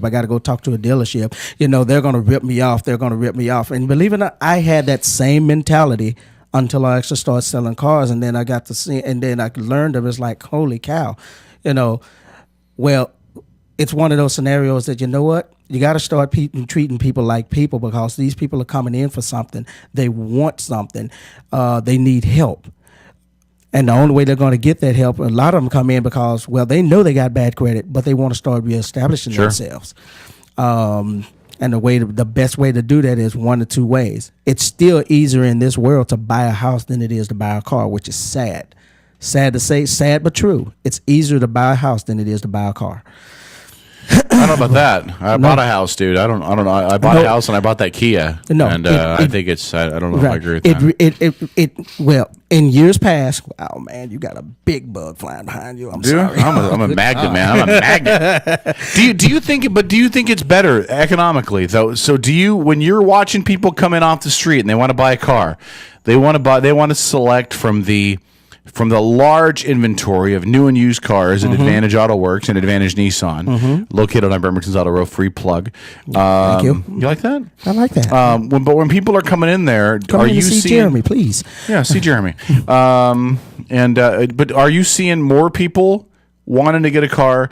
Are you seeing more approvals? Are you seeing people getting more expensive vehicles? Do you see any difference from a sales perspective, from what you're moving or what you're selling or numbers or volume or net sales or anything that would indicate to you that things are turning around? Because you can ask Democrats all day. The Dems will say, oh, well, we have these indicators that the unemployment rate is lower and the domestic net blah, blah numbers are all fine. And you'll talk to the same Republicans and you'll talk to different Republicans and they'll dispute the same numbers and tell you, well, all those numbers are horse crap and they don't matter. And I don't work in retail, so I don't have a base to base it on. Do you see anything that indicates it? Yeah, actually, I do see it. I see a lot of it, and I do see something that indicates that there is a movement. There is something that is going on. What really caused the collapse, and what a lot of people don't seem to understand, it really didn't have nothing to do with the presidency. It's the, I guess you can say it's the butterfly effect. What happens here, it starts to roll. For some reason, years back, the banks all of a sudden decided, hey, we're going to stop lending. We're just going to stop lending. We're going to go into, we're not going to approve anybody. And it started with the housing market. Well, if people aren't buying housing and people aren't able to buy houses, did Seattle just score? Seattle just got a touchdown. Marshawn Lynch on a delay handoff up the inside, took it on the inside, ran right up the gut. It would look like about a 13 or 14 yard run right up the gut. And really had great blockers out in front of him. He really did. Wasn't untouched, but he really wasn't impeded. No, not at all. I'll take that back. Yeah, it was back at about the 14-yard line when he took it. And he may have been untouched. He made a little cut, but he may have been untouched too. I mean, he may have had a couple hands on him. It but looked like nothing. somebody waved at him as it said bye bye. He would have made the length of the field on that run. Just was a big the hole. way. Yeah. So Seattle will go for the extra point here. If they get this, it'll be a 12-0 lead with 9:12 to go here in the third quarter. The kick is up and good. So Seattle now up. It's hard to come play in Seattle. I said that last week, but Seattle already has, by the way, over 150 yards rushing in the game as a team, and we're only in the third quarter. So if you have the rushing game going, which struggled last week mightily in Carolina, you're screwed if you're San Fran, because now Seattle, if they can keep the rushing attack going, will just eat up the clock and you're 2 touchdowns down now. You can't get a touchdown and a field goal. It's not going to make a difference. You got to get 2 touchdowns the next quarter and a half, and pray that you can hold Seattle, which San Fran can do. They got a good defense. Yeah, they got a good defense. This is the first touchdown they've given up all day, so we'll keep you posted. They got a good defense. Seattle is just playing with a better is playing with a better defense tonight, and their offense is taking their shots and their opportunities. So and it looks like Seattle got the record for loudest football crowd too tonight. That's what they was going for. They were going for it. They was trying to bring the thunder, and they brought it tonight. Yeah, well, literally. Congratulations for bringing the thunder. Nice job. Anyway, back to what we was talking about. Yes. Like I said, in the sales industry, when the banks decided they want to just stop lending for some god awful reason, it had that downhill effect where it rolled into all of retail sales. It all starts with the housing, and a lot of people, and again, if people don't understand that, if the banks decide they don't want to lend money, it affects everybody. It affects the whole market. Somebody decided, okay, we need to kickstart this thing, and they decided to start lending again. And as a result of the bank's lending, I mean, I don't know if it's really got a whole lot to do with Obama plans or whatever, blah, blah, blah. You know what? I mean, I don't see how it has anything to do with the Obama plan. I mean, they can't even pass a budget for one. I mean, so if you can't pass a budget, how the heck is it going to? How are you going to say that it was something directly based on what the president has done? I don't know. I don't get it. But if you having a hard time even saying, "Hey, we need a budget," maybe the banks themselves just decided to get smart and say, they bailed us out and gave us all these bonuses, all this money to help bail out our corporation just so we can pay our bonuses. We might just want to give something back to the people because, if we don't start helping them out, we're going to collapse again. Well, you know what? I'm going to tell you a story, actually. That's the next thing we're going to segue to after the break. We come back to the break. We're going to talk about, in fact, Strip, if we can take the break right about now, this would be a good place to take it. When we come back from the break, there is a story coming out of California that is going to be very curious. I want to get your take on it. And it's a city against the banks. And we'll talk about this after the break. So stick around. Outlaw Radio Network. Trojo, K-Dog. K-Dog. We're back after this. Outlaw Radio Network on EdgeMediaSource.com. St. Paul, the voice of reason. In He's his not absence. here. We're back after this.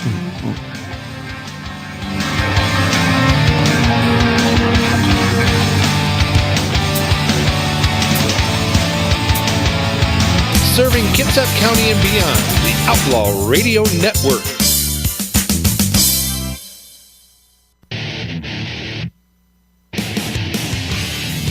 Hey, sports fans, have you ever wished there was a live and local all-sports broadcasting network, but wish no more? It's ISPNSports.com. Kitsap's only live and local all-sports 24-hour broadcasting network, featuring the Kitsap Blue Jackets, the Olympic College Rangers, high school athletics, and the ISPN Sports Show every Saturday morning from 10 to noon with interviews from exclusive guests from around the Sound. So, you want sports? Go to ISPNSports.com. As Kitsap County's largest maintenance provider, Team Innovative in Paulsbo provides commercial and residential maintenance to hundreds of millions of dollars of local real estate. With services including parking lot maintenance and street cleaning to landscape and design, Team Innovative is committed to using a green approach and following a strong environmental conscience. Team Innovative Services, 697-6858, or visit them online at getinnovative.net. Team Innovative Services, get serious, get innovative. The Yacht Club Broiler is Silverdale's premier dining establishment and has been for over 20 years. Come experience the Yacht Club Broiler's famous happy hour with a casual and friendly atmosphere. Free Wi-Fi service is now available.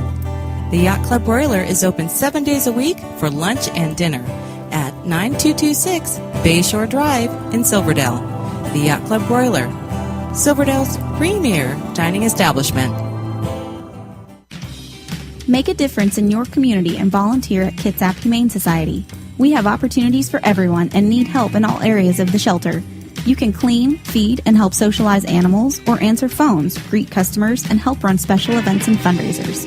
KHS volunteers also lead programs including our foster program, canine training, and animal-assisted therapy. If you are interested in volunteering at Kitsap Humane Society, visit our website at kitsap-humane.org.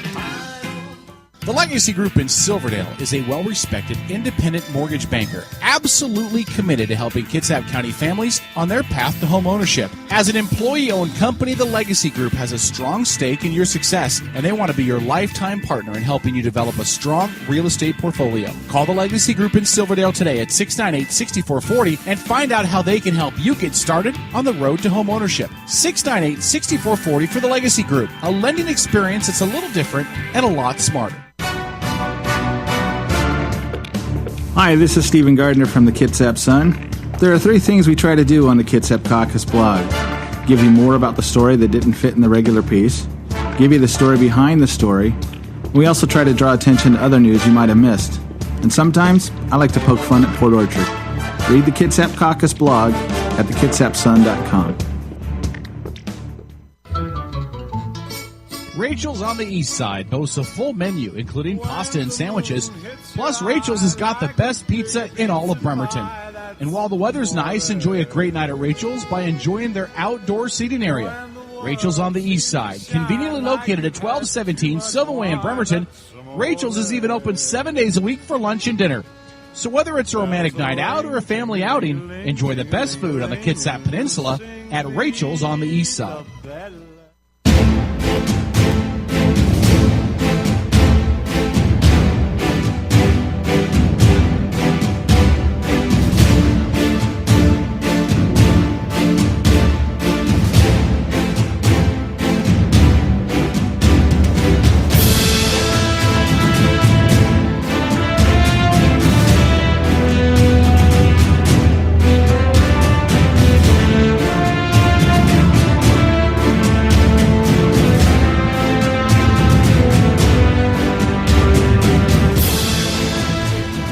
All right, it's the Outlaw Radio Network.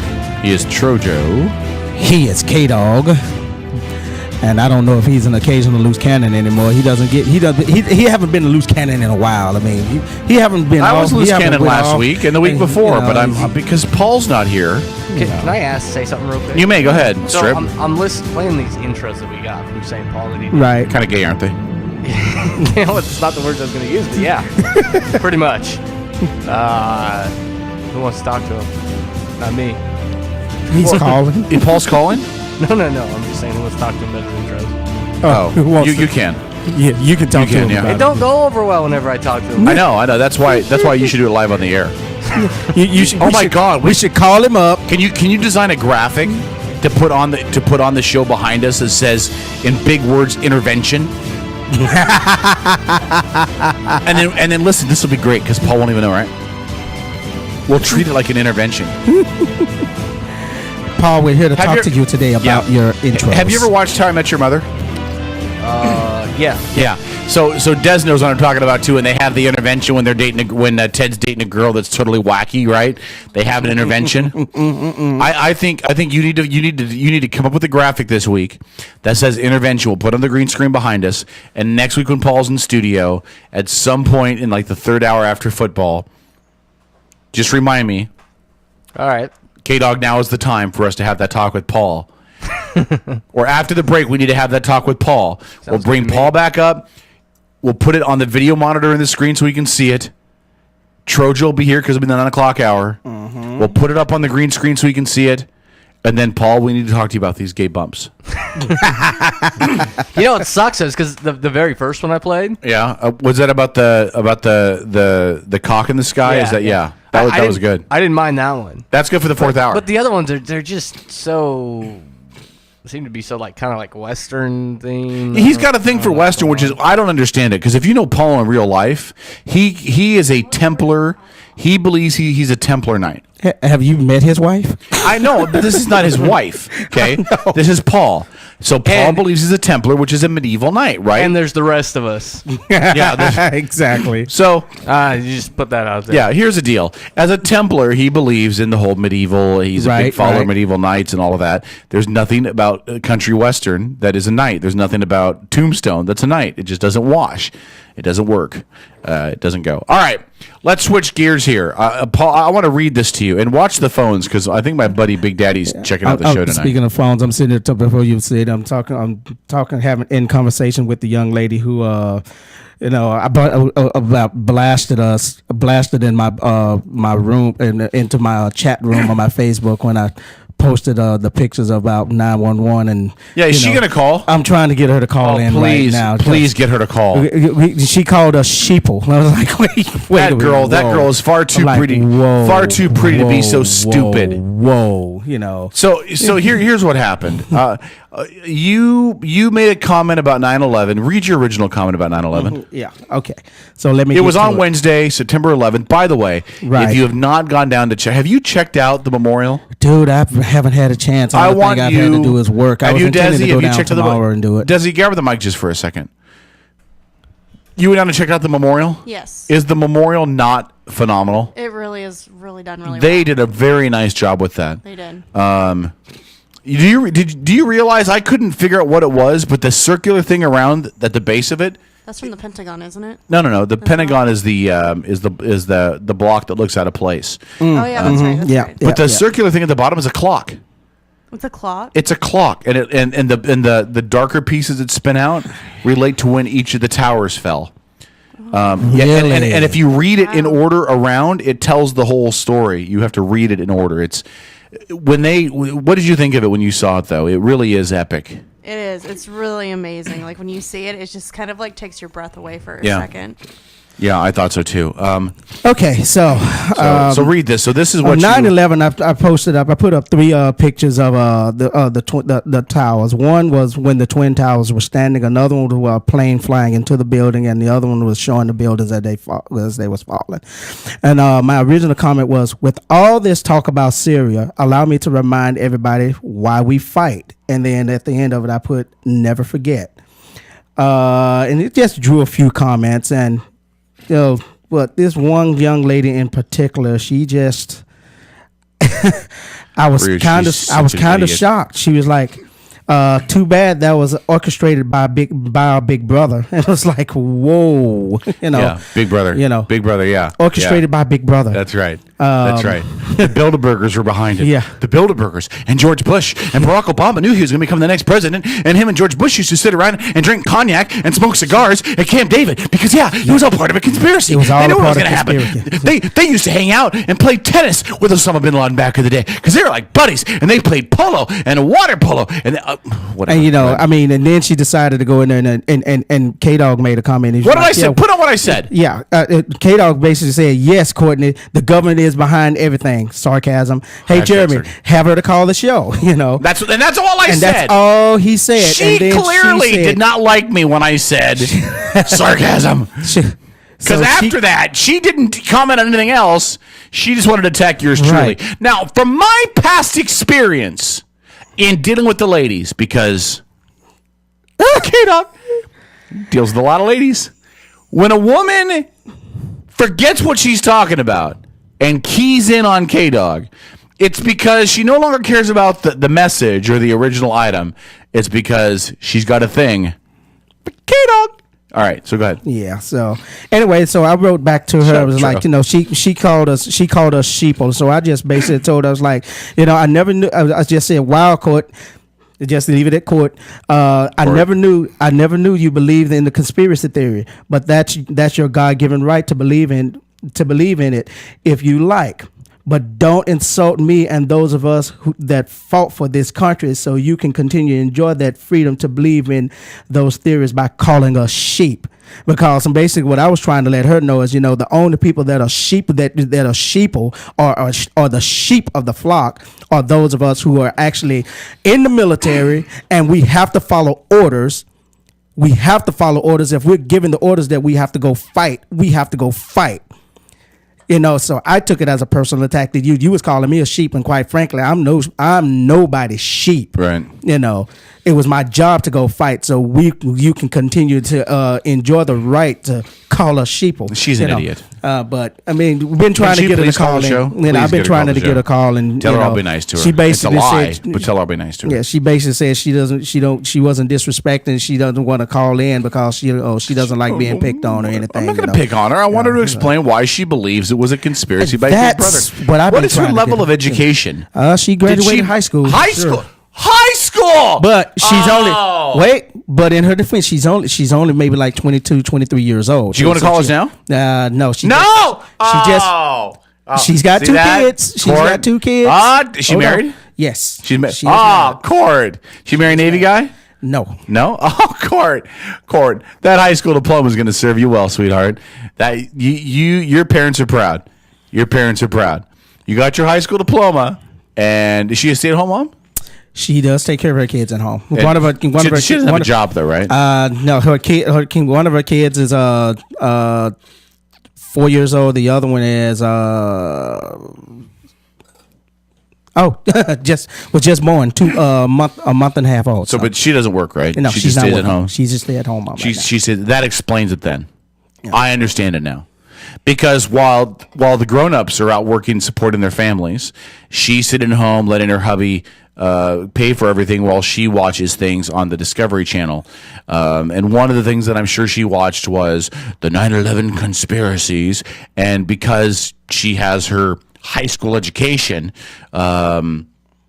she latched onto something that works. Okay, fine. Congratulations. That's awesome. Court, good job. Good. I hope you run for office one day. You and Sarah Palin will make an awesome ticket. Idiots. Anyway, yeah, it's a conspiracy. It was the U.S. government was behind it. Yeah, the U.S. government. George Bush had one of those little helicopter remote control things and was flying the planes into the towers himself. Yeah, idiot. I'm really trying to get her to call in. You're really not helping the situation. Is she listening to the show? Yeah, she may be listening right now. Court, call the show. I'll be nice. I want to know why. I want to know why you think it's a conspiracy. I won't even say a word. In fact, if you call 253-617-1440, I won't say a word. I'll let Tro talk to you. He can ask you the questions. He's a trained professional. I will sit back. I'll put my feet up on the little corner of the desk right here. I'll put my hands back behind my head, and I'll just chill, I'll listen, and I'll let you explain why you believe it's a conspiracy. You know, the possibility of you actually staying silent I'll through be that quiet. I'll be whole silent. interview while we silent. sat there and talked. I'll be silent. I will not say a word. You're right. I won't say a word. I'll be good. I don't even believe that. I'm sorry. I've been around you a little bit too long. I don't even think that you would sit here I'll be quiet, I promise. as quiet, would not be able to chime in and say anything to this young lady who believed that it was a conspiracy theory set up, a conspiracy set up by the United States to knock down our twin towers in New York and several other buildings and kill thousands? Yeah. Thousands of our own people. I bet when her husband goes to work every day and they ask him about how his day is, how things going, how are things at home, how's your idiot wife, the conspiracy girl, doing? That's probably what they ask him. Yeah. That's stupid. I mean, I'm as liable to believe conspiracies as anybody. Like, I believe in the JFK conspiracy. I believe in that. Mm-hmm. I believe that the government is possible to do crazy, stupid, horrible things because the government is crazy, stupid, horrible people. I agree with that as well. I don't think you can trust our government as far as you can throw them. Fine, I get all that. But the idea that our government was somehow behind the murder of 3,000 people for what? To justify us going to Iraq? As Obama showed you this week, we don't need anything besides the theory that the ruling government in a nation is using chemical weapons. We already knew Saddam was using chemical weapons against the Kurds in northern Iraq. Mm-hmm. So if we wanted a reason to justify going into Iraq, all Bushy Poo had to say was, hey, they're using gas on the Kurds. That's all that he needed. We didn't have to kill 3,000 people on 9/11 to justify it. I think you should let the grown-ups have the conversation, Court. Let the grown-ups talk. You stay there with your high school education and keep applying at fast food restaurants, okay? Just stick with that career plan. It's going to work out great for you. Oh, man, I'm not. So much for that. So, what was the subject that you was going to bring up? God, people are stupid. No, and again, but while we're talking about 9/11, I don't get it. I don't get into a lot of the political talks, and you know that. While we're talking about 9/11, I had to say something. Just let me read this to you. Ready? Mm-hmm. And this again is off of CNN because I get a lot of my news from CNN. Do you know why? Because Fox News is crap. Americans this week commemorated the loss of those who died at the hands of al-Qaeda terrorists in September 11, 2001. Mm-hmm. Their leader chimed in a day later with new threats against the United States. Ayman al-Zakari, it's amazing I can still pronounce his name, called on his followers in an audio message posted on the internet on Thursday to land a large strike on it, even if it takes years of patience for this. Al-Zawahiri has headed al-Qaeda since a U.S. military operation killed his predecessor and al-Qaeda founder Osama bin Laden in May 2011 in Pakistan. In his message, he claimed victory against the United States in Iraq and Afghanistan. He called on terrorists to continue the battle on American soil. Al-Zawahiri named the Boston Marathon bombings on April 15th as an example of such an attack. He encourages followers to provoke the United States into spending more on security in order to bleed America economically. So let me just say this. What? First of all, Al-Qaeda is a threat. Anybody at home that thinks that we've beaten Al-Qaeda, anybody who listens to the crap flowing from Bush's or Obama's mouth that we have won anything when it comes to Al-Qaeda needs to have their head examined. Mm-hmm. It's a lie. It's horse crap. Al-Qaeda is not about being an organization. They're about an ideology. Right. Okay. So we haven't won anything with Al-Qaeda. You can cut off the head and the rest of the serpent still remains. That's exactly what's happened when Osama bin Laden was killed. This al-Zawahiri guy is now the front guy. Now, he's the front guy. Are they as dangerous as they were before? No. Are they as dangerous as they were when bin Laden was the guy? No, because he had more charisma within the organization. He could mobilize better and network better than al-Zawahiri. But it does not eliminate them as a threat against this country. However, Al-Qaeda defeated us. Yeah. What? No. Stop it. Stop it. No. Stop it. Haven't came close. Stop it. No. Stop it. Stop smoking the reefer. Okay? It's all right. That towel on the head's a little too tight. It is curious, though, that Al-Qaeda's funny to me. I don't mean funny haha, but I mean funny like what the fuck. Because first they're like, we want you out of Iraq and out of Afghanistan. Right. So we're like, oh, well, now we're out of Iraq and out of Afghanistan. And they're like, well, we're not done with you yet. We want to take it to your soil now. Here, the only way that you're going to deal with Al-Qaeda, and I hate to be the voice of reason, Paul. I hate to be the voice of reason with this, but the only way to deal with Al-Qaeda, put this on our Facebook page, Desi. The only way to deal with Al-Qaeda is to take the fight to their doorstep continually. If you wait and assume that you have beaten them, they will jump up and bite you.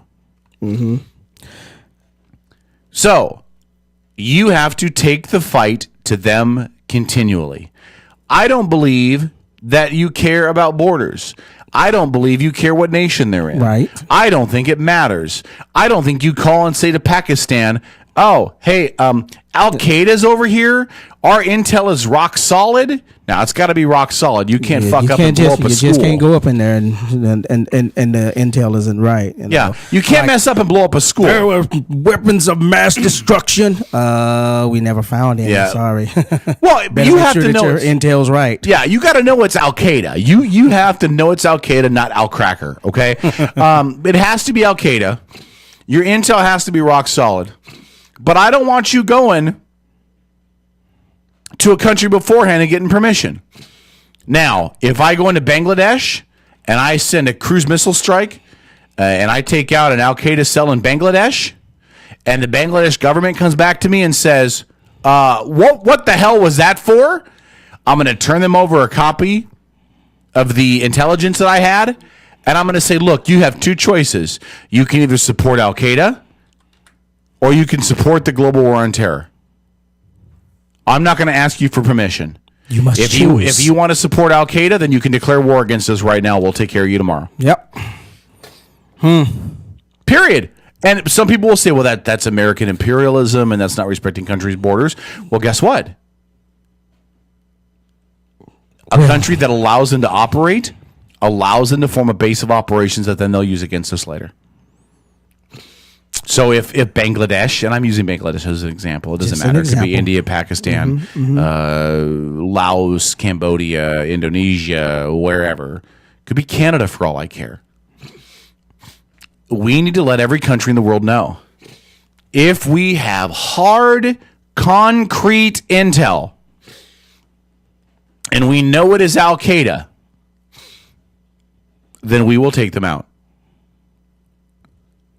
And we will give you a copy of the intel to prove that we had it. And if that pisses you off, we're sorry. We will make sure that we do our best not to damage civilians. You know, we don't want to damage your infrastructure. I don't want to do that. We don't want to take out a school. That's not our goal. But guess what? If you didn't want us to do it, then you should have handled it your own damn self. And if we allow it to happen, if we just ignore it, Al-Qaeda will attack us again. So our only option is to get to them before they get to us. Now, Paul would say, well, you can't do that because of sovereignty and borders and blah, blah, blah. I don't care. I just don't care. You go where they are, or they will come where you are. Now, here's the question. Yes. Where are they? And do we know where they're operating? Because, again, this is Al-Qaeda, and they have a way of having strongholds in places where a lot of times we think that that's where they are. Well, they're not there. So Seattle just got another touchdown, by the way. The extra point is on its way by Hauschka is up and good. Seattle now leads 13-44 to go in the fourth quarter of play, 19-3. The Seahawks leading the 49ers. in what has not been a great game for them. Really have not. Oh been a my great game. God, Marshawn Lynch was awesome. Wilson did a dump pass to the left side. Marshawn Lynch caught it on the 3, got to like the half-yard line, and then just stopped, and then just kind of tippy-toed in. Like, whatever. Shut your mouth. Yeah, y'all can't bother us. Yeah. That's more or less. For Seattle, this has got to be a statement game because when they beat San Francisco last year, I mean, just trashed them. Yet San Francisco still made it to the Super Bowl. You've got to understand that, it was at that point in time that San Francisco was like, yeah, whatever, you might have beat us during the regular season, but guess who made it to the Super Bowl? So this has got to be a statement game for Seattle for those who doubt, because again, I was one of the guys that last week, I actually talked myself out of the pick. I picked Seattle, and then I was like, you know what? Yeah, you feel stupid now, don't you? Yeah, it's not that I feel stupid. I mean, there was some good reasoning behind it, but the way they struggled against the Panthers, it was like, they really didn't show me a whole lot yet. San Francisco had a great showing against the Green Bay Packers, and Green Bay is definitely not a slouch team. So on the caliber, I just based it on this. As much as I hate to say it, I based it on the scale of the caliber teams that they played, and to me, unfortunately, Seattle did not look that impressive last week. But then again, me being a person of sports, I should have known that you rise to the level of your competition. Well, listen, and the other end of it is they're playing at home. Yeah. I will never pick against Seattle at home. And I'll never pick against them not to cover the spread at home. Because at home, with that crowd, this year, that crowd is going to be ruckus and loud and disrespectful and mean and just pumped up. Plus, a 5:30 start, which means they've been drinking in bars in Seattle all day. And then delayed an hour. And then delayed an hour with extra beers being sold by the concessionaires. Do you know what K-Dog would be like if he drank beer, which I don't drink beer because beer's gross, but I do drink tequila. Do you know what K-Dog would be like if he had been drinking for the extra hour while they were on their little rain and lightning delay? K-Dog would be as close as he could get to the field going, "Where's Kaepernick? Bring it on. I will kill it. I will kill that little tattooed frog." It just, I could picture you being the first streaker out there. You're implying I haven't been. You're implying I haven't been. I don't know. Let me find out. Does it? Never mind. Anyway. Des and I are going to have so much fun tonight. It's going to be amazing. Jesus. It's going to be like... Stop picking on the intern, man. Stop picking on the intern. Like me and her and a bottle of Crisco. All right. Strip, will you send me a message on Facebook, please? I need to get you that phone number for our guest at 9 o'clock. So coming up in a little bit, we're going to do our football picks. I hate doing it this early, honestly, because people are still watching the game. But we got to stick with the clock. We got to do what we got. We have literally no listeners tonight. Yeah, I know. People are going to download the podcast and go, "You're talking about the game. We've already listened to it. We hate you." But shut up. I'm doing the show. We could have done a best of tonight. We probably should have done a best of. Should have done a best of tonight. I mean, I'm here with you because unlike St. Paul, the voice of treason, I'm dedicated to this show. I know you are. I'm very dedicated to this show. Yeah, I know you are. You're awesome. You're the best ever. I come when people ask me to come. Yeah. Don't you even remotely think about elaborating. I didn't say anything, dude. I didn't say anything. But I come when they need me. I'm here. I sit in the seat. I fill in. And then I really don't know what the hell I'm talking about because you don't throw subjects at me, but No, we've been throwing subjects at you. We've been having a good conversation on it. We've been having pretty good conversations about, the Batgirl over there, No, we talked about all kinds of stuff. Hey, listen, I want to read this to you really quick too before we lose the story too. Spread your wings. Let me read this to you really quick. You ready for this? Mm-hmm. This is a great story, and I was going to bring it up with Paul. I was kind of holding off, hoping Paul would call, but yeah, that's not happening tonight. Paul's such an idiot. Here we go. This is what's going on in the city of Richmond, California. Oh, Richmond, been there. Richmond. So let me tell you what's going on. In the city of Richmond, they've had a whole lot of issues in that city with people defaulting on their mortgages. Okay? And so really quick, and I've got 3 minutes to explain this. So here's what's happened in Richmond, California. The city said, we are going to buy all of the underwater mortgages from the banks. The city wants to buy them all. it makes sense from the city. If people aren't losing their homes, then the city continues to get property tax, funds the city doesn't go out of water. Right? So it makes sense. Right. The city went to the banks and said, we want to buy all these, but we only want to give you the appraised value now. Now, before the housing crisis, the average cost of a home in Richmond was $460,000, $480,000, something in that bank in that range. Now, the average price of a home in Richmond is $216,000, so more than a 50% drop. Well, the banks told the city of Richmond to suck it because the banks don't need to sell. No, they don't. Okay. So what the bank said was, no, we don't need to sell it to you. We're not going to. We're not going to take the hit. So what the city of Richmond said is, that's cool. We're going to declare eminent domain. Now, for those of you who don't know what eminent domain is, a city can declare eminent domain, which then they purchase property for a specific reason, usually it's economic development, and they purchase it at the cost of the assessed value of the property by today's rates. Now, the banks sued the city of Richmond and said, you're screwing us. You can't do that. And the judge said, well, honestly, at this point, we really can't rule on that. But what the city is trying to do is they're trying to protect themselves and their taxpayers. Right. They're trying to protect themselves because they need the property tax income so that they continue to survive as a city. That's why cities are going bankrupt, because so many people are losing their homes. The homes go to foreclosure. Nobody's in them. The banks, no property taxes are being paid because they're in foreclosure. The city doesn't get the money. They can't pay their bills. Poof, you're screwed. And they're protecting their people, because if the city buys them, they refinance the property loans to their citizens at the correct rate. You're dropping the cost of the property by more than half. Right. Theoretically, you're going to cut the mortgage payment by half. Plus, the interest rate's probably going to go down in a lot of those units, and the banks get screwed, which makes me happy. JP Morgan Chase, kiss my ass. Any thoughts? Just goes without saying again. I mean, the banks think they're getting screwed. They're trying to screw the city.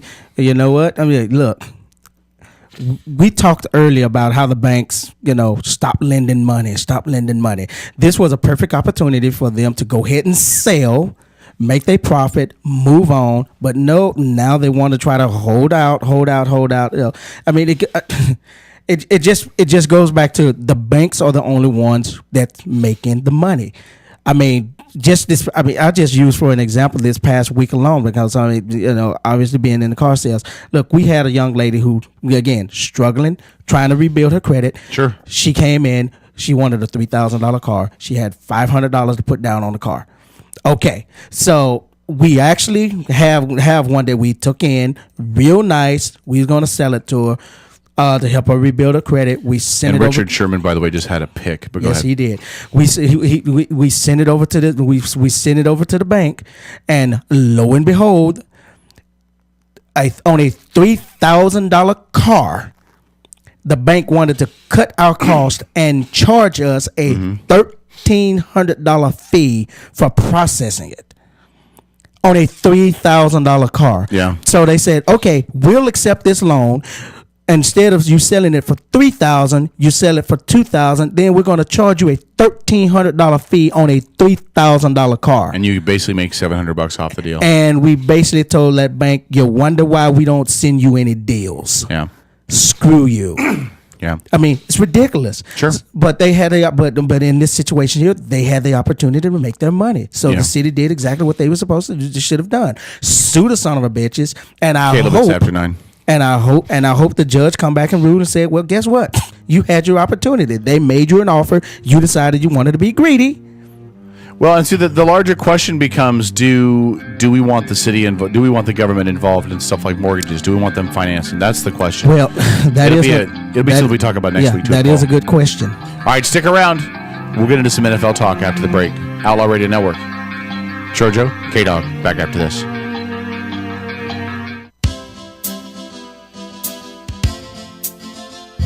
Serving Kitsap County and beyond, the Outlaw Radio Network. NPR News in Washington, I'm Jim Hawk.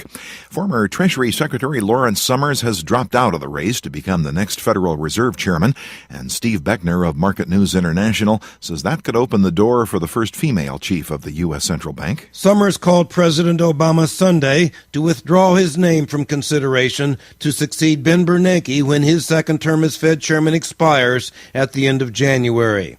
Summers, who headed the White House National Economic Council during the first 2 years of the Obama administration, was thought until recently to be the most likely choice to run the most powerful central bank in the world.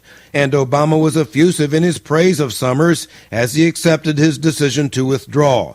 But there had been mounting opposition to a Summers nomination among Senate Democrats and growing support for Fed Vice Chairman Janet Yellen, who is now seen as the most likely successor to Bernanke. For NPR News, I'm Steve Beckner. Flood recovery efforts have begun in Colorado, even as hundreds of residents remain unaccounted for. Heavy rains washed out bridges and roads, isolating several communities. Emergency official Shane Del Grosse says some roads may not be repaired for months. It's not going to be long in this country before you start getting frost, and you're going to start having some snow. And it's going to take months and years, a year, to rebuild some of these roads to the standard that they were prior to this incident. Meanwhile, more rain has been hampering helicopter searches, and rescuers are trekking by ground up dangerous canyon roads to reach some of the homes isolated since Wednesday. Secretary of State John Kerry says he's turning his attention to the UN and the international community to put into place a deal he negotiated with Russia to rid Syria of chemical weapons. Kerry is in Paris now to consult with allies. NPR's Michelle Kellerman reports. Secretary Kerry will be meeting here with his British and French counterparts to talk about ways to move forward with the chemical weapons deal. It is a framework, not a final agreement. It is a framework that must be put into effect by the United Nations now. And that requires Russia to agree to a binding Security Council resolution with consequences if Syria does not comply. Kerry came to Paris after meeting in Jerusalem with Israeli Prime Minister Benjamin Netanyahu. The Israeli leader says the determination that the international community shows on Syria will have an impact on Iran, which he calls Syria's patron. Michelle Kellerman, NPR News, Paris. The United Nations says its chief chemical weapons inspector has turned over his team's report on last month's alleged poison gas attack in Syria to Secretary General Ban Ki-moon, who will brief a closed session of the UN Security Council on its contents Monday morning. You're listening to NPR News in Washington. 4 Alabama girls who were killed 50 years ago by a bomb planted by the Ku Klux Klan at a Birmingham church were remembered Sunday. Attorney General Eric Holder was among the speakers, and the Reverend Arthur Price taught the same Sunday school lesson that students heard the morning of the bombing, titled A Love That Forgives.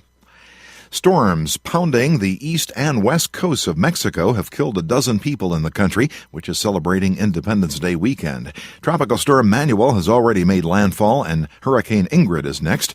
James Blears has more. 6 people in an SUV were killed as it went out of control in the international vacation resort of Acapulco. 5 more died in the landslide in Guerrero State, where the city is situated, and another person in a wall collapse. Hurricane Ingrid, which is the second hurricane of the Atlantic season, is expected to make landfall in the northeastern state of Tamaulipas. Independence celebrations have been scrapped in the cities of Tampico, Madero, and Altamira. Thousands already evacuated to emergency shelters. For NPR News, I'm James Blears in Mexico City. Jerry Sandusky's challenge to his child molestation conviction is going before a Pennsylvania appeals court Tuesday.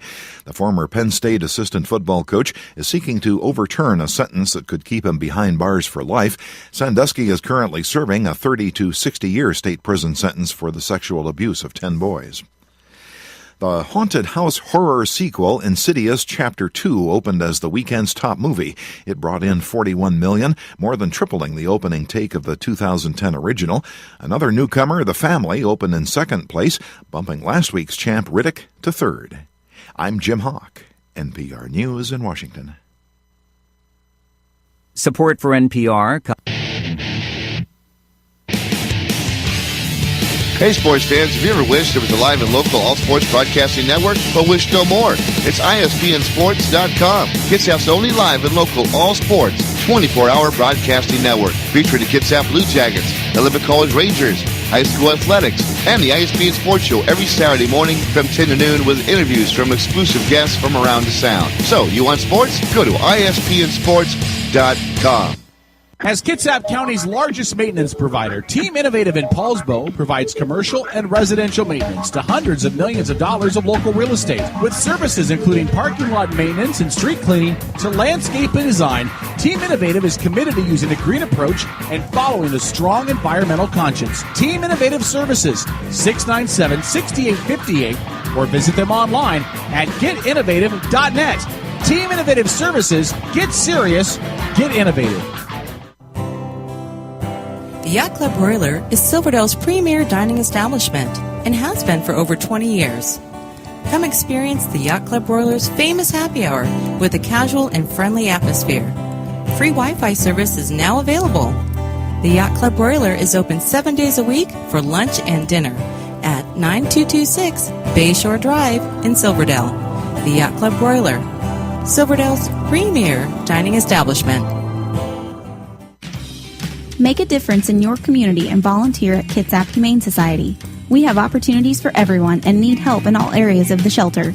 You can clean, feed, and help socialize animals or answer phones, greet customers, and help run special events and fundraisers. KHS volunteers also lead programs including our foster program, canine training, and animal-assisted therapy. If you are interested in volunteering at Kitsap Humane Society, visit our website at kitsap-humane.org. The Legacy Group in Silverdale is a well-respected independent mortgage banker, absolutely committed to helping Kitsap County families on their path to home ownership. As an employee-owned company, the Legacy Group has a strong stake in your success, and they want to be your lifetime partner in helping you develop a strong real estate portfolio. Call the Legacy Group in Silverdale today at 698-6440 and find out how they can help you get started on the road to home ownership. 698-6440 for the Legacy Group, a lending experience that's a little different and a lot smarter. Hi, this is Stephen Gardner from the Kitsap Sun. There are 3 things we try to do on the Kitsap Caucus blog. Give you more about the story that didn't fit in the regular piece. Give you the story behind the story. We also try to draw attention to other news you might have missed. And sometimes, I like to poke fun at Port Orchard. Read the Kitsap Caucus blog at thekitsapsun.com. Rachel's on the East Side boasts a full menu, including pasta and sandwiches. Plus, Rachel's has got the best pizza in all of Bremerton. And while the weather's nice, enjoy a great night at Rachel's by enjoying their outdoor seating area. Rachel's on the East Side, conveniently located at 1217 Silverway in Bremerton. Rachel's is even open 7 days a week for lunch and dinner. So whether it's a romantic night out or a family outing, enjoy the best food on the Kitsap Peninsula at Rachel's on the East Side. Greed, deception, abuse of power, that's no plan. I'm the enemy. Because I like to think. I like to read. I'm into freedom of speech and freedom of choice. I'm the kind of guy who likes to sit in a greasy spoon and wonder, gee, should I have the T-bone steak or the jumbo rack of barbecue ribs with the side order of gravy fries? I want high cholesterol. I want to eat bacon and butter and buckets of cheese, okay? I want to smoke a Cuban cigar the size of Cincinnati in a non-smoking section. I want to run through the streets naked with green jello all over my body reading Playboy magazine. Why? Because I suddenly might feel the need to, okay, pal? I've seen From Demolition Man. It's a 47-year-old virgin sitting around in his beige pajamas drinking a banana broccoli shake singing, I'm an Oscar Mayer wiener. This is from Demolition Man. I know, but no, it's not. That's I think his name. Who's in that firefighter show? Radio Network. Huh? Oh God, Dennis Leary. Yeah, Dennis Leary. Yeah, from Demolition. Yeah, from Demolition Man when they came from underground. That's what that was from. I don't know. Yeah, that's from Paul's got some weird choices for what he uses for bumps. So. Happy joy. Wow, Oscar Mayer wiener. Okay. Once again, that's another one not labeled. Then. Yep. Did it swear? Yeah, I thought it swore. Dennis, did it swear? It did. It did. Well, I know. Desi likes it dirty, so it's okay. Gotta get you. 253-617-1440. Coming up in just a couple of minutes, we get into our football picks. We do want to give you an update on the Seahawks game. We are at the feed's not very good, so I can't even tell how much time is left. Well, I'll tell you in a minute. It's 22-3 is the score, though. Yeah, San Francisco has not looked good. I don't know if the hour delay took the wind out of them or whatever. But 8:20 or 6:20 to go here in the fourth. They have not looked like the San Francisco team from last week. I can tell you that. Second down to 17. They're in the middle of the fourth, and they just called a timeout. See, listen, if you're the Niners and you're trailing by 19 points. You can't be calling a timeout for no reason just because you're calling a timeout. You just can't be doing that. Yeah, So, do you think we'll get? Do you think we might hear anything from St. Paul, the voice of I want to sit at home and watch the football game tonight instead of doing your show that you have promised your faithful listeners? Oh, I know. Yeah, listen, hey, Strip. Oh, he's calling Paul Edwards. Mm-hmm. No, you know what? Listen, it's fine. I know he had a lot of people at the house, and that delay has something to do with it. But he should have called in and at least said hi. Checked in and see how we were doing, what's going on. He shows you. He just doesn't care about us anymore. I know. Anyway. Yeah. I got a response back from her. She said, did you get a response from your buddy who thinks that things are a conspiracy? She said, hell no, no way, not a chance.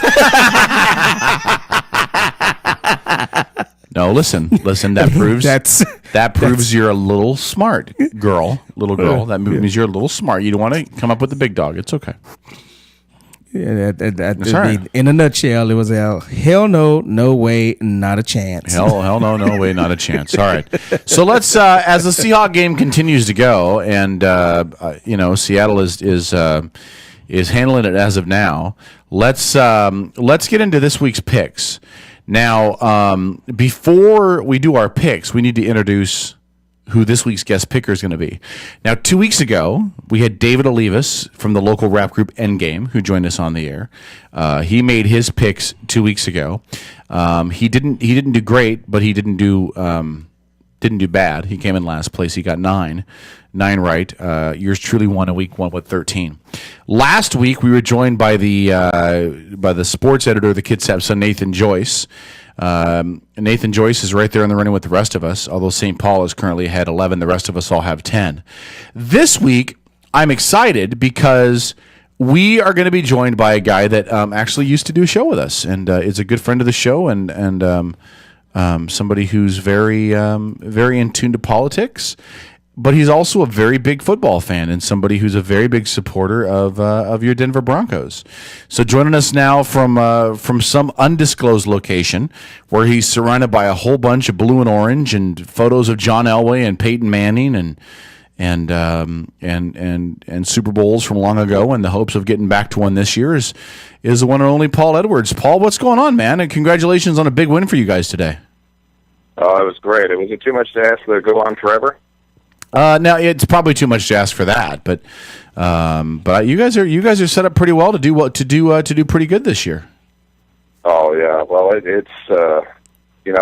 think it's totally changed. When you get one of those quarterbacks who makes everything better, who makes everybody perform better, and Manning is unquestionably one of those quarterbacks. It's just been a pleasure to be a Broncos fan ever since we brought him on board. Let me ask you a question. Before we get into picks, I just got to ask you, as a Denver fan, how did you feel about Tebow when he was there?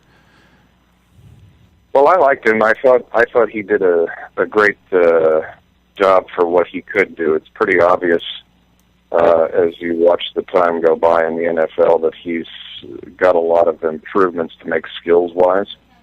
But in terms of being able to put together the comebacks that he did and playing with the spirit that he did and the athleticism that he has, I liked him. I mean, it obviously wasn't a winning combination in the way that it is now with Manning.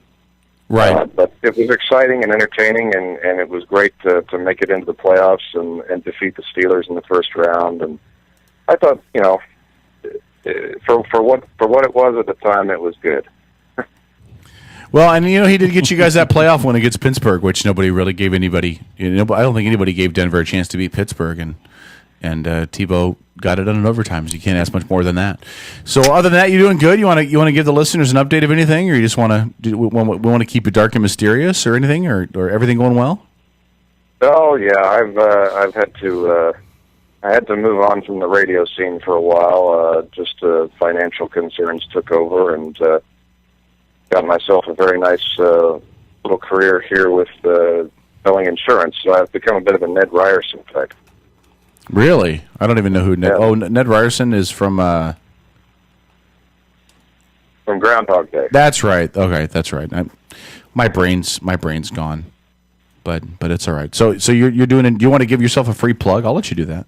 I won't even bill you for it. Oh, that's very, very nice of you. Well, you can just look me up on with Liberty Mutual Insurance, and my office is actually down in Tumwater.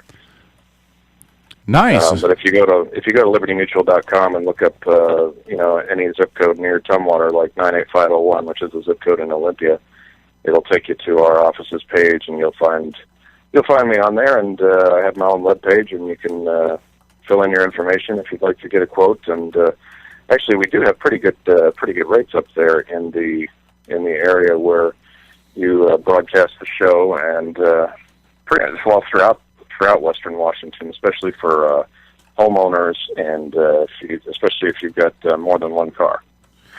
Nice. Well, you and I should talk off air. I'll give you my info. We'll see if you can beat my current insurance. If you ever decide you want to get back and produce yourself a commercial to run on us, give me a commercial. We'll pump the hell out of it for you. Oh well, I appreciate that. Yeah, I think there's room for that as you grow the book of business and you start to develop a budget for that kind of thing. Certainly, I'll do it for you for free because I like you. You're a good guy. You're a good guy. We want you to do well. So you just let me know if you need anything, and we'll help you out. We'll do whatever we can for you. Oh, I appreciate that. All right, you want to get into some football picks? Well, one more thing I wanted to say is that I do see the show is coming along very nicely. I took a look over the new website these days, and I don't remember when it was that you upgraded all that, but it's looking a lot more. It's looking like you're getting somewhere with it, and I'm proud to see that. Well, thank you, man. We appreciate that. I'd like to say I did all the work myself. The website's all mine. Oh wow! I did all the website myself. Oh wow! And I'm getting the special number one middle finger from Strip, who actually did all the work on the website. But thank you for that. I appreciate that. All right, let's do some picks here really quick. And again, before we get into that, we'll ask Strip to make my computer hot. Strip, can you make my computer hot? Thanks, buddy. All right, let's get into that. First, let's update you on the Seahawks game, which continues after the phenomenal lightning storm. It's still 22-3. The Hawks have the ball back, by the way. 7:30 to go in the fourth quarter of play. This is the game that will never end. It doesn't matter because Seattle's going to win. But let's get into our picks. So right now, it's just going to be the three of us. I'll get Paul's later. St. Paul, the voice of... is at home watching the game because he's not committed to the show like we are. Right, Paul Edwards? Exactly. See, I like Paul. Hey, we do have a Paul picking this week at least. At least we do have a Paul. We got a Paul. And unlike the other Paul, the Paul Edwards will probably be right in what he picks. So here we go. There's one game on Thursday this week. I'll pick first. Kansas City goes to Philly. Now, the only reason why this game is even interesting to me is that Andy Reid goes back to Philly to take on the Eagles, a team that he took to 3 NFC championship games, but oddly enough, never won a Super Bowl. I am going to pick Kansas City. I don't know why. I just believe in what they're doing, and Philadelphia is coming off a short week when they couldn't do anything right today at all. Trojo, who do you got? Oh, Philadelphia didn't have a bad game. They just didn't complete. They didn't complete the win. I mean, I'm going to go ahead and go with Philly in it. Kind of still upset with. Kansas City, they had a decent showing, but it really wasn't. They didn't put up enough points for me. I mean, you got to put up points in Philly. All right, Paul Edwards, our guest picker this week. Who are you picking? I'm going to go with Philadelphia too. I think Kansas City's playing great. I think that it's surprising to see them come out 2-0 and basically tie the Broncos for first place in the AFC West. But nevertheless, Philly did put up a lot of points on the board today. They lost by a field goal, a few more minutes, and they could have had it in the bag. And I'm going to say, you're going to have to put up quite a few more points than Kansas City's been putting up to keep up with the Vic offense. Fair enough. All right, Now we go to the Sunday games. Green Bay traveling to Cincinnati. Now this game is interesting because both of these teams are potential playoff teams that could win their division. The game in Cincinnati, I think there might be more Green Bay fans in Cincinnati than actually Cincinnati fans. Trojo, you can pick this one first. Green Bay at Cincy. I haven't seen anything that suggests that Green Bay is going to slow down. I mean, today was just a dismantling of the Washington Redskins, and Green Bay, they're clicking on cylinders right now. So I got to go with Green Bay in it. All right, Paul Edwards. Yeah, I'm going to double up on that. I said, what did Aaron Rodgers had over 500 yards today? Yeah, right under. It was 489, I believe. 480. He tied the team record that was set by Matt Flynn when Flynn was there. Yeah. That's right. The team had over 500 yards. Yeah, the team itself had over 500 yards. All right. Yeah, I agree with you guys. That is an exceptionally high amount of yardage compared to ever since I've been following football anyway. And Rodgers is playing like a bomb out there. Yeah, you know what? I agree with both of you. I think that Cincinnati's a good AFC team. Green Bay is a good NFC team. The NFC teams are far and away better than what the AFC has to offer right now. I've got Green Bay. Yeah. Paul Edwards, you're going to pick this one, and Trojo, you're going to pick last because I already know who you're going to pick. St. Louis travels to Dallas to take on the Cowboys. It's Jerry's world, and the rest of us are just pointing and laughing. Paul? By the way, this reminds me of that picture that you shared on Facebook with Dwayne Johnson putting his hand up in the guy's face and talking about when the... That's right. what you do when the Cowboys fans start talking about the championships in the 70s. That's right, exactly. That one had me in stitches for the whole day. But...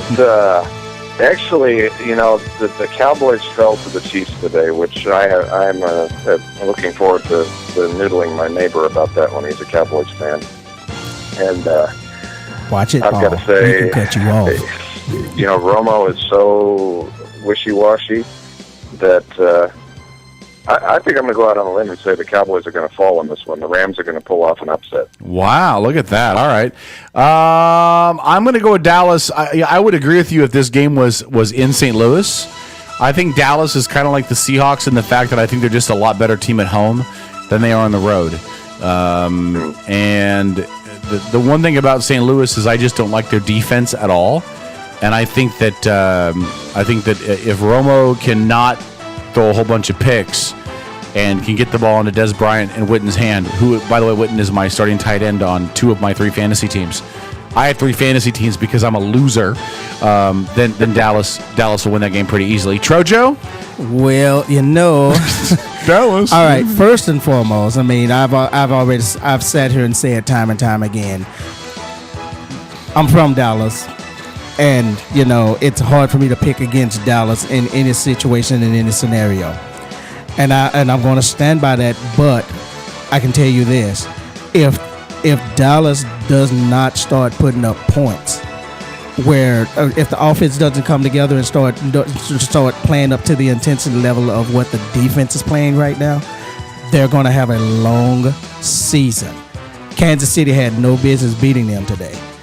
But when you can't get the ball into the end zone, you knock on the door, and you're only able to put up 16 points, and you give away at least 21 of them. I mean, you know what, Dallas? I love you, but I'm starting to lose faith. But I'm going to go with Dallas in this because you're right. They are at home, and they are a different animal at home. Yeah. All right, so there we go. All right, I'll pick first on this one. We have San Diego. God. Paul Edwards, every week there's at least one game that I call the crap stain game of the week, which is the game that nobody really wants to watch.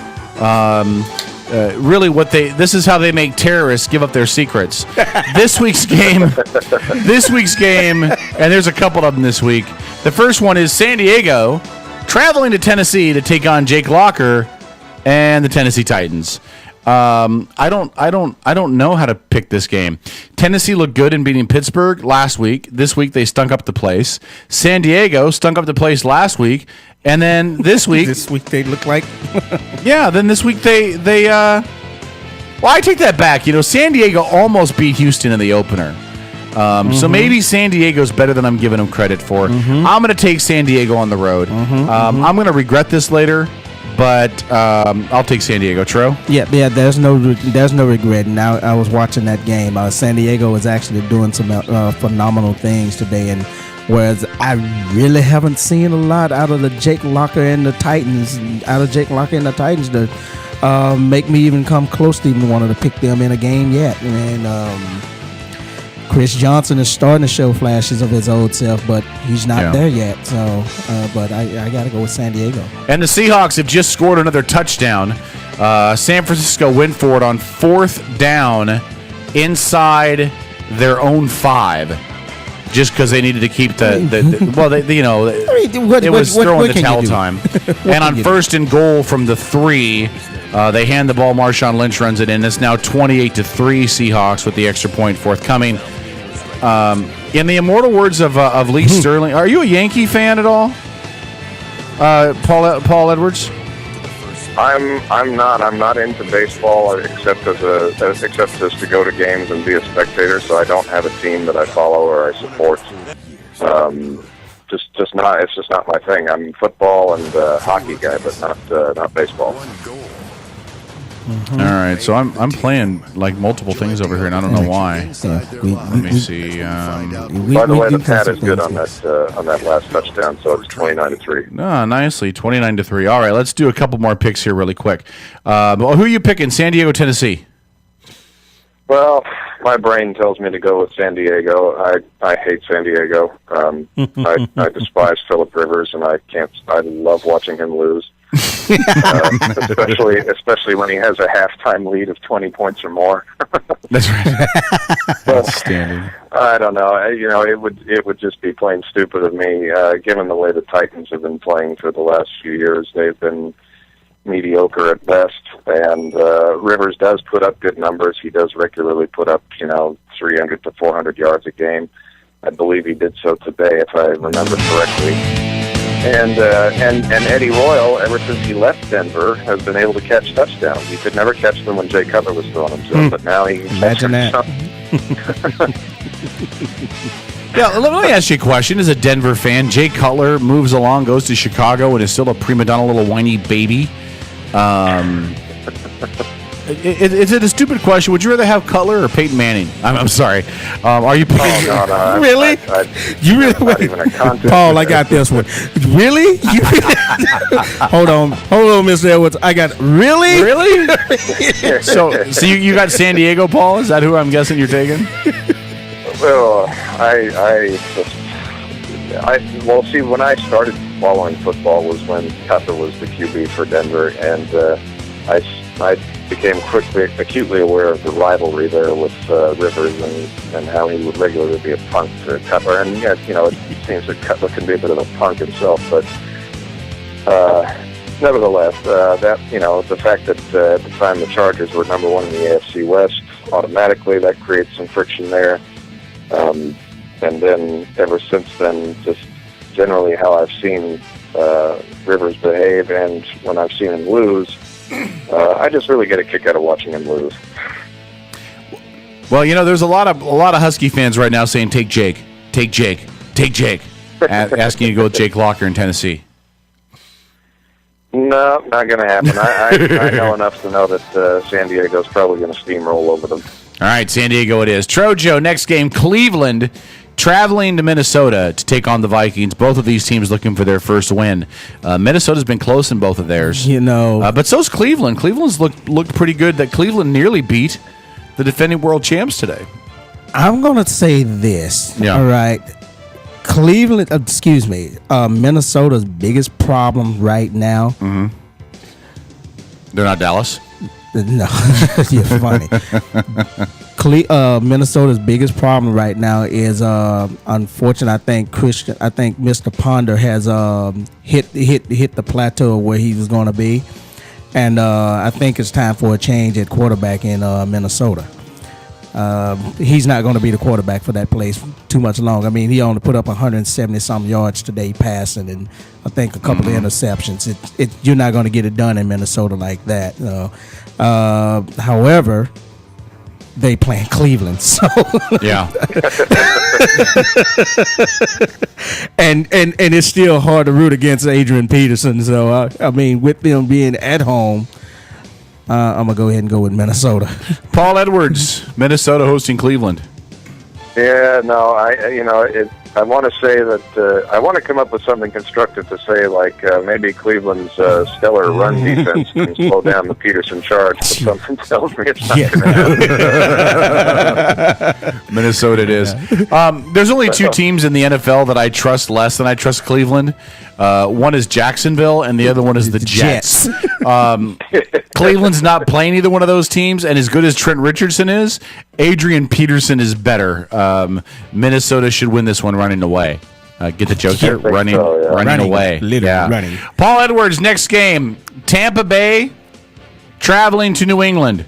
On its face, it seems like it would be obvious. However, New England hasn't dominated either one of its first two games, and Tampa Bay has been in both of their games but lost narrowly. Who do you got? I don't know. You see, the only time I trust Tom Brady to lose his focus and lose his ability to close a game, especially in the fourth quarter when it really counts, is in the playoffs. Playoffs? Oh, wait a minute. And I don't particularly have any. There's no love lost for New England. I don't. I'm not a Brady fan, and we got our hands in Denver on one of their star receivers, so they are. And then they've got a couple of guys who can't seem to keep themselves out of some form of criminal behavior. But I still don't. I don't see the Buccaneers overrunning New England, especially if Brady brings in the hurry up, whenever he wants to, and throws off their defense. It's not that strong. All right, fair enough. Let me see here. Hold on, I'm trying to figure something out. Seattle has the ball, and I don't understand. How did Seattle get the ball back? Hey, you turned off the game. I switched. How did Seattle get the ball back, Paul? I don't know. I was busy pontificating there, and now they just got a touchdown. They're down on the field with their leg hurt. They just got a touchdown, and they're back with the ball at the 7. They're 17 yards away from another score. What the hell's going on? And they're going to go ahead and score. They're going to run it up. Well, they don't have. There's 3.5 minutes left in the game. I mean, they're only 17 yards away. They can't just take a knee. Well, they can hand the ball to Marshawn Lynch, but nobody can tackle him. Does this confuse you because you're so used to the Seahawks being a team that would be losing at this point, or is that what gets you so genuinely confused? I can hear the confusion in your voice. Like, this shouldn't be happening. Well, no, because I'm looking at the Gamecast online. I'm looking at every drive, and it shows the drive before this, Seattle scores a touchdown. And then it doesn't show a San Fran drive. It just shows Seattle with the ball again. So I'm trying to figure out if maybe they muffed the kickoff or something. Maybe that's what happened. I don't know. All right. So you're picking you got New England then, Paul? Yeah, I'm going to go with the Patriots. All right. I really want to take Tampa Bay because New England just, Tom Brady threw a hissy fit on the sideline. I haven't seen Tom Brady cry like that since he couldn't find his hair gel. But this is Tampa Bay, and it's in New England. I just, as much as I want to go against New England, I just can't. I got New England. Jojo? Yeah, it's just no matter what. I mean, it's really, really no matter whether you like Tom Brady or not. I mean, it's just in New England, hard to go against him. Even with those young receivers down there, I mean, but he's definitely missing Wes Welker right now. I agree with you there. All right, here we go. The next game is going to be, again, Arizona at New Orleans. Another game that should be easy to pick. New Orleans has looked pretty impressive. I keep thinking of Eminem. Look who's back again. Peyton's back. Coach Peyton with New Orleans. And Drew Brees looked horrible today. He threw picks all over the place, but New Orleans still finds a way to win.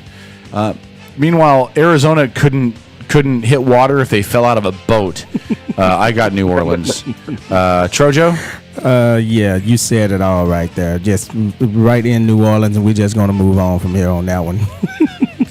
And Paul Edwards?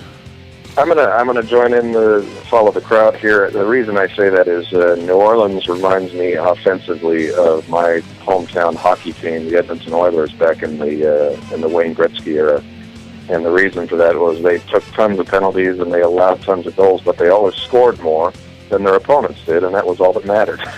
So, it might be a shootout, or it might be there might be a lot of careless mistakes in there. But at the end of the day, if Breeze keeps putting up the kind of numbers he does, even if he's not on the top of his game, I tend to fall on the New Orleans side of that one.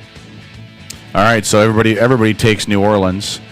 Before we do the next game, again, I'm doing this just because it's for me and Trojan more than anybody. It's 4th and 2, and it appears to me as though, Paul, are the Seahawks going to go for it on 4th and 2 when they're up 29-3? Yeah, sure, why not? I mean, what are they going to do? Kick a field goal? At this point, it's San Francisco, so you've got to humiliate them. I would. Do you remember how pissed off the Detroit head coach was at San Francisco on that Turkey Day game? Pete and Harbaugh they're not even going to shake hands at the end of tonight's game. Harbaugh's going to go and sit in a bathroom stall and cry after the game. Yeah. He's going to have that angry little look on his face at the end of the game. And this is a division game, isn't it? Oh yeah, this. They're both in the NFC West, man. Yeah, this is. Yeah. Just remember, they got to go down to San Francisco. If Seattle's not number one on the power rankings, although I guess Denver could be up there as well. Good God, can Denver be up there? They've done pretty well. All right, next game: Detroit at Washington. Trojo. Detroit 1-1, Washington 0-2. If I'm a Redskins fan, which I'm not because I hang myself, I'd be concerned about your quarterback. You think? Okay, first off, they tried to protect RG3. Everybody was riding the roller coaster that he put everybody on last year. Look. Sure, he's a great athlete, but as I said this last year at the end of football season. I said this during the offseason, and I said this now. He went through that same surgery twice while he was in Baylor. He come in his rookie season, and he has the exact same surgery, and he's going up against guys who's much bigger, much faster, and stronger. Yep. And when the NFL figure you out, you're in trouble. And he's proven now that he can't pass from the pocket. If he can't run and move and scramble, he's in trouble. Sorry. Until he showed me something different, you say target on his chest, target on his back. There's absolutely no way I could pick the Redskins. 4th and 2, they're going to go for it at the 12. No They've way got to get to the 10. Handoff, sweep, left side. They make it to the 10, and they'll get the first down. So they're just going to do this, and they're moving the pile now. They're just going to do this. He just took a knee on the first down there. Oh, so you're farther ahead than I am. I'm on a delay than watching it on the internet then. Okay. And they're going to take the knee on out. Watching it live on TV. By the way, I did predict the score to anybody that would listen to me that it would be 31-3. That's what I told people, and they thought I was ridiculous. So pretty close on your spread there. I did pretty good. I should go to Vegas. Hey, Paul, by the way, check out my page. We're doing Vegas picks on my page every week. You should check that out. So you have Detroit, Trojo? Yeah. All right, Paul, who do you got? Who is it again? Detroit and Detroit at the Redskins. Yeah, judging by the beating that the Redskins took. Now, of course, they were playing Green Bay. Yeah. But I'm gonna join in with Trojo there. I mean, if RG3 is injured to the point where he can't make plays on the pass, and he can't make plays on the run by default, then I think the Redskins are in trouble. The good thing about that is that. My wife's fantasy team, she's got RG3 as her quarterback. Is your wife listening to you right now? Because if she is, is your wife listening to you right now? Because if she is, you might be sleeping on the couch. She's not listening on the radio, but I'm sure she overheard what I said. What'd you say? I don't have to sleep on the couch. I've got a guest room. Listen, I'm going to go with Washington, and I'll tell you why. The game is at Washington. Detroit's not a great team. The Redskins are not going to go winless all year. Detroit is the kind of team that they should come back and win.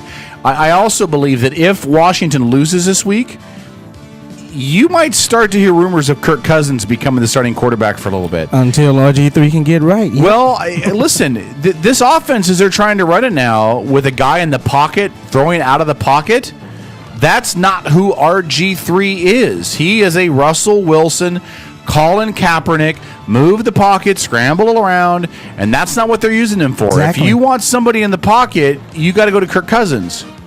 I mean, that's what he does. So I've got the Redskins. All right, Paul, you're picking this one first. The Giants traveling to Carolina. Boy, the Giants look bad today. Carolina gets beat by Buffalo. I'm not sure who's closer to hanging themselves from the shower curtain rod, Eli Manning or Cam Newton.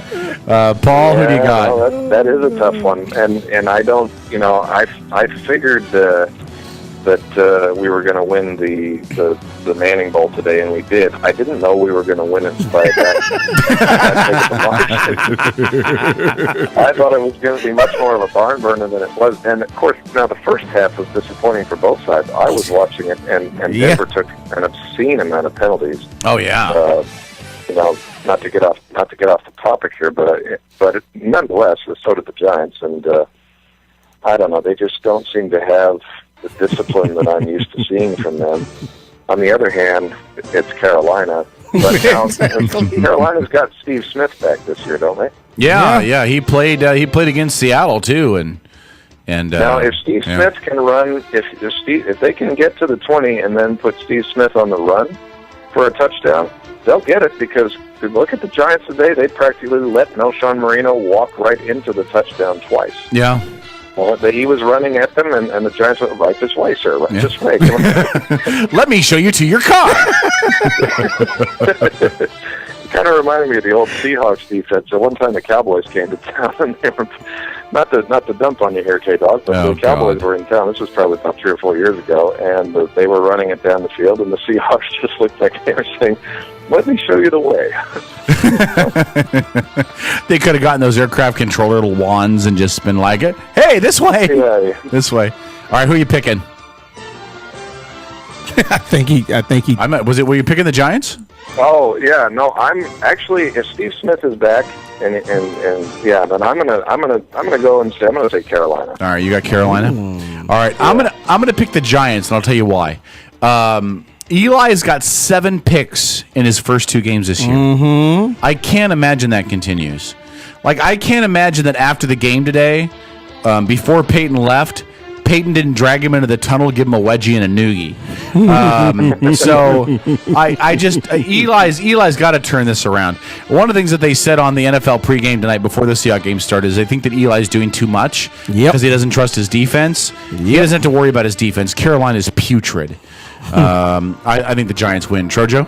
As much as I hate to see the Giants win, because obviously they're in the same division as my Dallas Cowboys, there's no way they lose this game to Carolina, man. Yeah.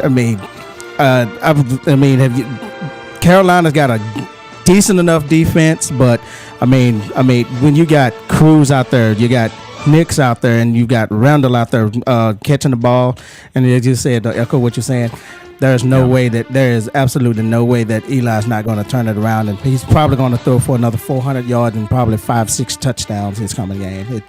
He's going to torch them, and they was happy to have Brandon Jacobs back too. So. Yeah, outstanding. All right. I don't mean to interrupt. Did you guys see that where what's his name from the Seahawks receiver there came up and smacked Harbaugh on the butt as he was running off? No, are you serious? Oh, wow. Oh, that's outstanding. Wow, good game. That's outstanding. You come back and visit us anytime, Harbaugh. We'll save you a spot. All right, I got to pick first. We got to hurry. We got 14 minutes left. God, this is the longest picking segment we've ever had. It's just because Paul Edwards is only us. You know what it is? It's because Paul Edwards is back, and it's nice to actually have a Paul on the show who knows what the hell he's talking about. Here we go. Houston traveling to Baltimore. This is a replay of a playoff game from last year, I think. I could be wrong. The Houston Texans traveling to Baltimore. I don't like Baltimore. I just don't. I just don't. They don't look good. They barely beat Cleveland today. You know, Cleveland's not great, man. And Houston, I don't know about them either, but I'm going to take the road team in the upset. God. And Andre Johnson's getting checked for a concussion after the game today, but I'm going to go with Houston anyway. Trojo? By the way, Arian Foster is my starting running back for 2 of my fantasy football teams. Trojo? Yep. And just like you said, there's no Ravens haven't looked good. They dismantled the team. There's no way that I don't see Baltimore winning that game. I mean, don't even really have to elaborate much on that. You know, just go Houston, put them down, and call it good. All right, and Paul? Yeah, I'm gonna. The thing I do like about Baltimore this season is they have far fewer criminal records. Wow. And the Broncos have had their revenge on them, so I was very pleased week 1. I just couldn't get enough of that game. However, I'm going to join with you guys there. I think Houston is not looking quite as solid out the gate as they were last year, but nevertheless, Flacco is not putting up the numbers that he was, and the Baltimore defense without Lewis and Reed and all those characters, they're just not defending as strongly as we're used to seeing from them. So yeah, I'm going to go with Houston. All right, fair enough. All right, Trojo, Atlanta at Miami. The Dolphins, a surprising 2-0. Atlanta, 1-1. Trojo? Well, Atlanta is 1-1, but again, that one game they lost came at the hands of Green Bay. And I mean, you look at the quality, again, looking at the quality that I can't go against Atlanta. Yeah, you got Atlanta? I cannot go against Atlanta. All right. Paul? Atlanta. You know what? I saw some of their long game magic coming back today. Mm-hmm. And I'm going to say, I think maybe they had a false start there in week 1, but today they were on it. All right. Well, here's my thought. Both of their big wide receivers have been playing hurt. Roddy White and the other guy. They sure as hell didn't look hurt today. Yeah, at all. Yeah, I want to pick Miami in the upset, but I'm going to go with Atlanta as well. Paul, Buffalo and the Jets. Buffalo and the Jets, Paul. Congratulations. This is your other crap-stained game of the week. Brought to you by Mindy Byers. If anybody knows about crap stains, it's Mindy Byers. Right. Go ahead, Paul. Don't squeeze the Sherman. Is there like an option 3 in this one? I can pick this. You can call a tie, but yeah, it's not likely. Because the thing is, the Bills had an astounding victory today over the high-flying Panthers. Mm-hmm. I know. Who saw that coming? While the Jets, now, as you pointed out earlier, K-Dog, I mean, just 3 points down from Tom Brady and the Patriots. But at the end of the day, I don't pay much attention to either of these teams. I'm going to go with Buffalo.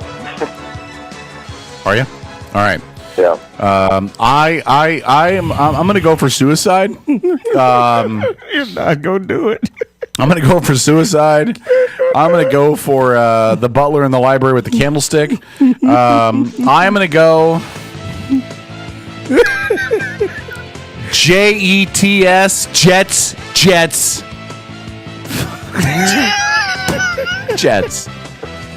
I have the Jets. Because I don't believe that Buffalo can win 2 games in a row. I don't see it happening. I just don't. I think the Jets defense is pretty good. You think the Jets will win it even without Tim Tebow as their backup quarterback? Yes. Yeah. Yeah. Yeah. In fact, here's what I think is going to happen. I think that they're going to be on the cusp of making the playoffs, and then the curse of Tim Tebow will strike. There you go, Trojo, Buffalo, and the Jets. I'm going to pick the team with the rookie starting black quarterback. They both have rookie starting black quarterbacks. Exactly. Good God. Good Lord. Who are you picking? Oh, gotta hurry. We got 8 minutes. Hurry up. I know. Buffalo. I'm gonna go Buffalo because they look really ecstatic, and it looked like he just looked. EJ Manuel looks like a little bit more complete quarterback than Geno Smith. So I'm gonna go with them. All right, fair enough. All right, I got to pick first. Two teams that are now 1-1. Surprising 1-1 for one of them, which is Indianapolis, traveling to San Francisco. Boy, I don't want to be Andrew Luck because they're going to be pissed in San Fran after tonight's game. Oh, boy. I got San Francisco. Trojo? San Fran, period. Paul? Yeah, I want to believe the Colts are one of my more preferred teams, and I think Andrew Luck is doing a phenomenal job there. But I think, you're going to have one pissed off roster of 49ers, a ticked off crowd at Candlestick Park, and I think the 49ers defense is going to be, they're going to start cracking the whip on those guys and clamp down on them and make them play like they're known for. Be careful about talking about cracking the whip. Trojo gets nervous. Easy. Sorry.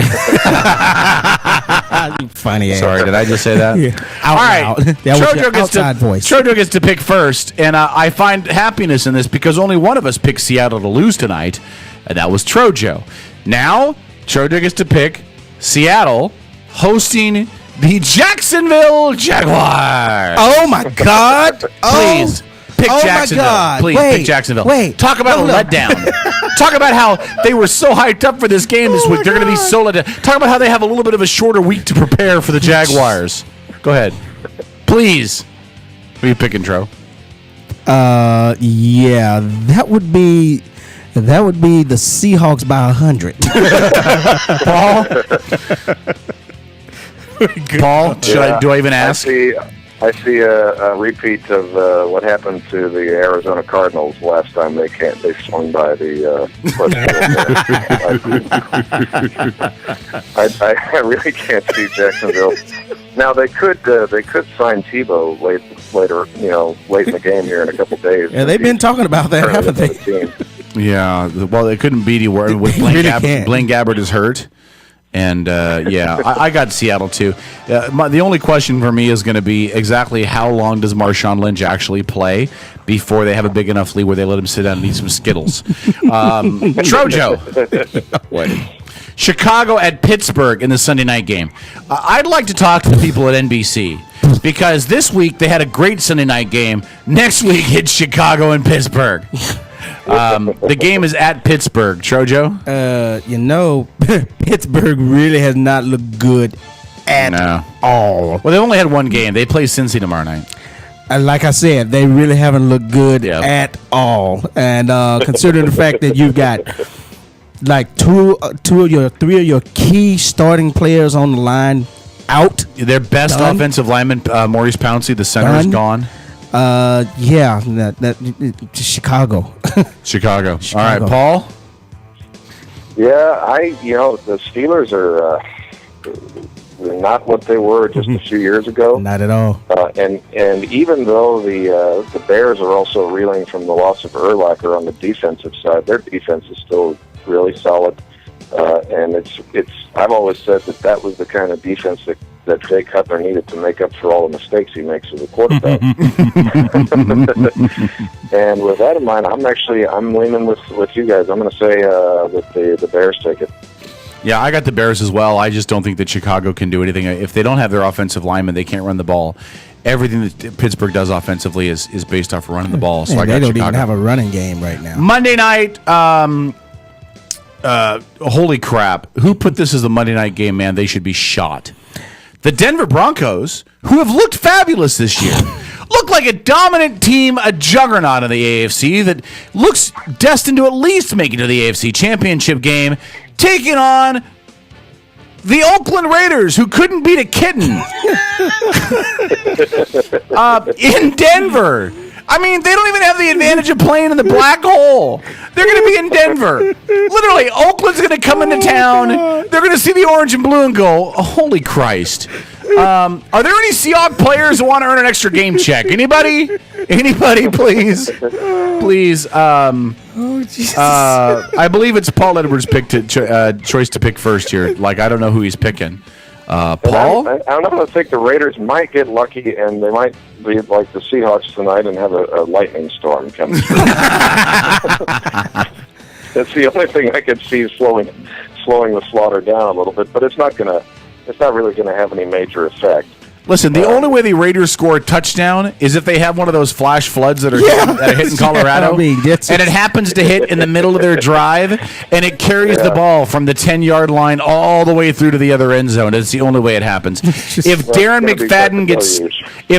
McFadden gets stuck in a mud flow and it takes him the entire length of the field, I have Denver as well. I don't know why they would set this as a game on Monday night. There's so many other better games. Houston-Baltimore would have been a better game. Kansas City-Philly would have been a better game. Me and a bunch of toddlers would have been a better game. Trojo? Look, I hear what you two guys are saying, but here's the reality. On any given football day, you have two professional teams that step onto the field. You're picking Oakland? You have two professional teams that are going to be out there running and playing, and you have two professional teams. Be quick, we have 3 minutes. Hurry up. Two professional teams. Pick Oakland, I dare you. That are on a big stage. Pick Terrell Pryor, I dare you. For that reason and that reason alone, I've got to go with Denver. Yeah, I figured as much. All right, Paul, pay attention. Here's the last thing we do. We double down on one game. We pick one game the three of us did not agree on, so it's not any game. It's one game the three of us did not agree on, and you get to double down on it. So here are your choices. Philly, Kansas City. Dallas, St. Louis.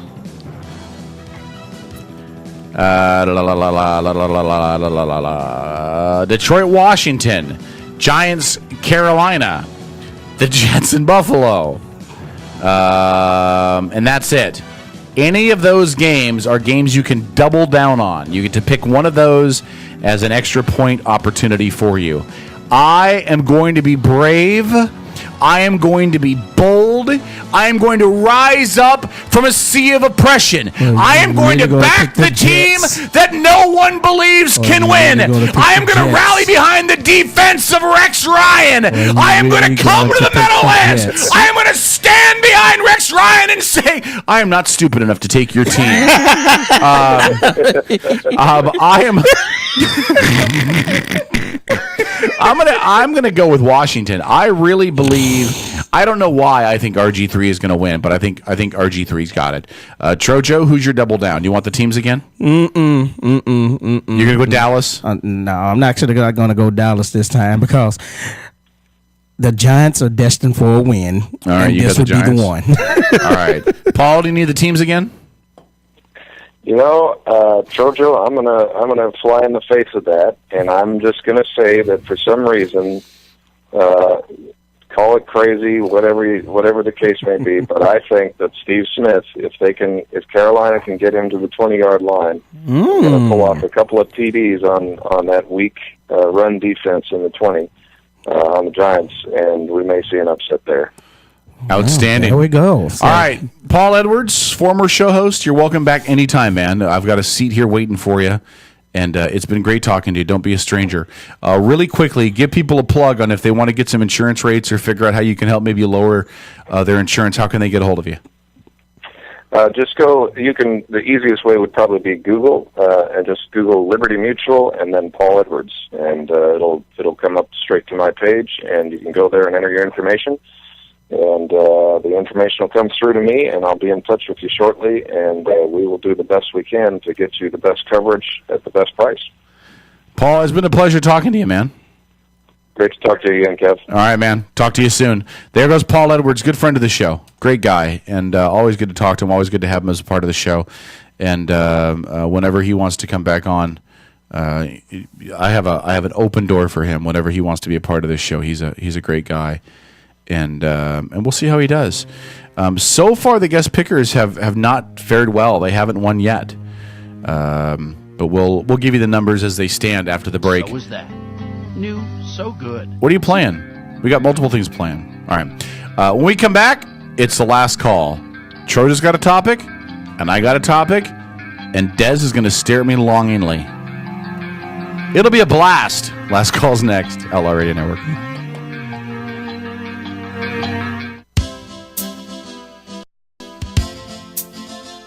Serving Kitsap County and beyond, the Outlaw Radio Network. NPR News in Washington, I'm Jim Hawk.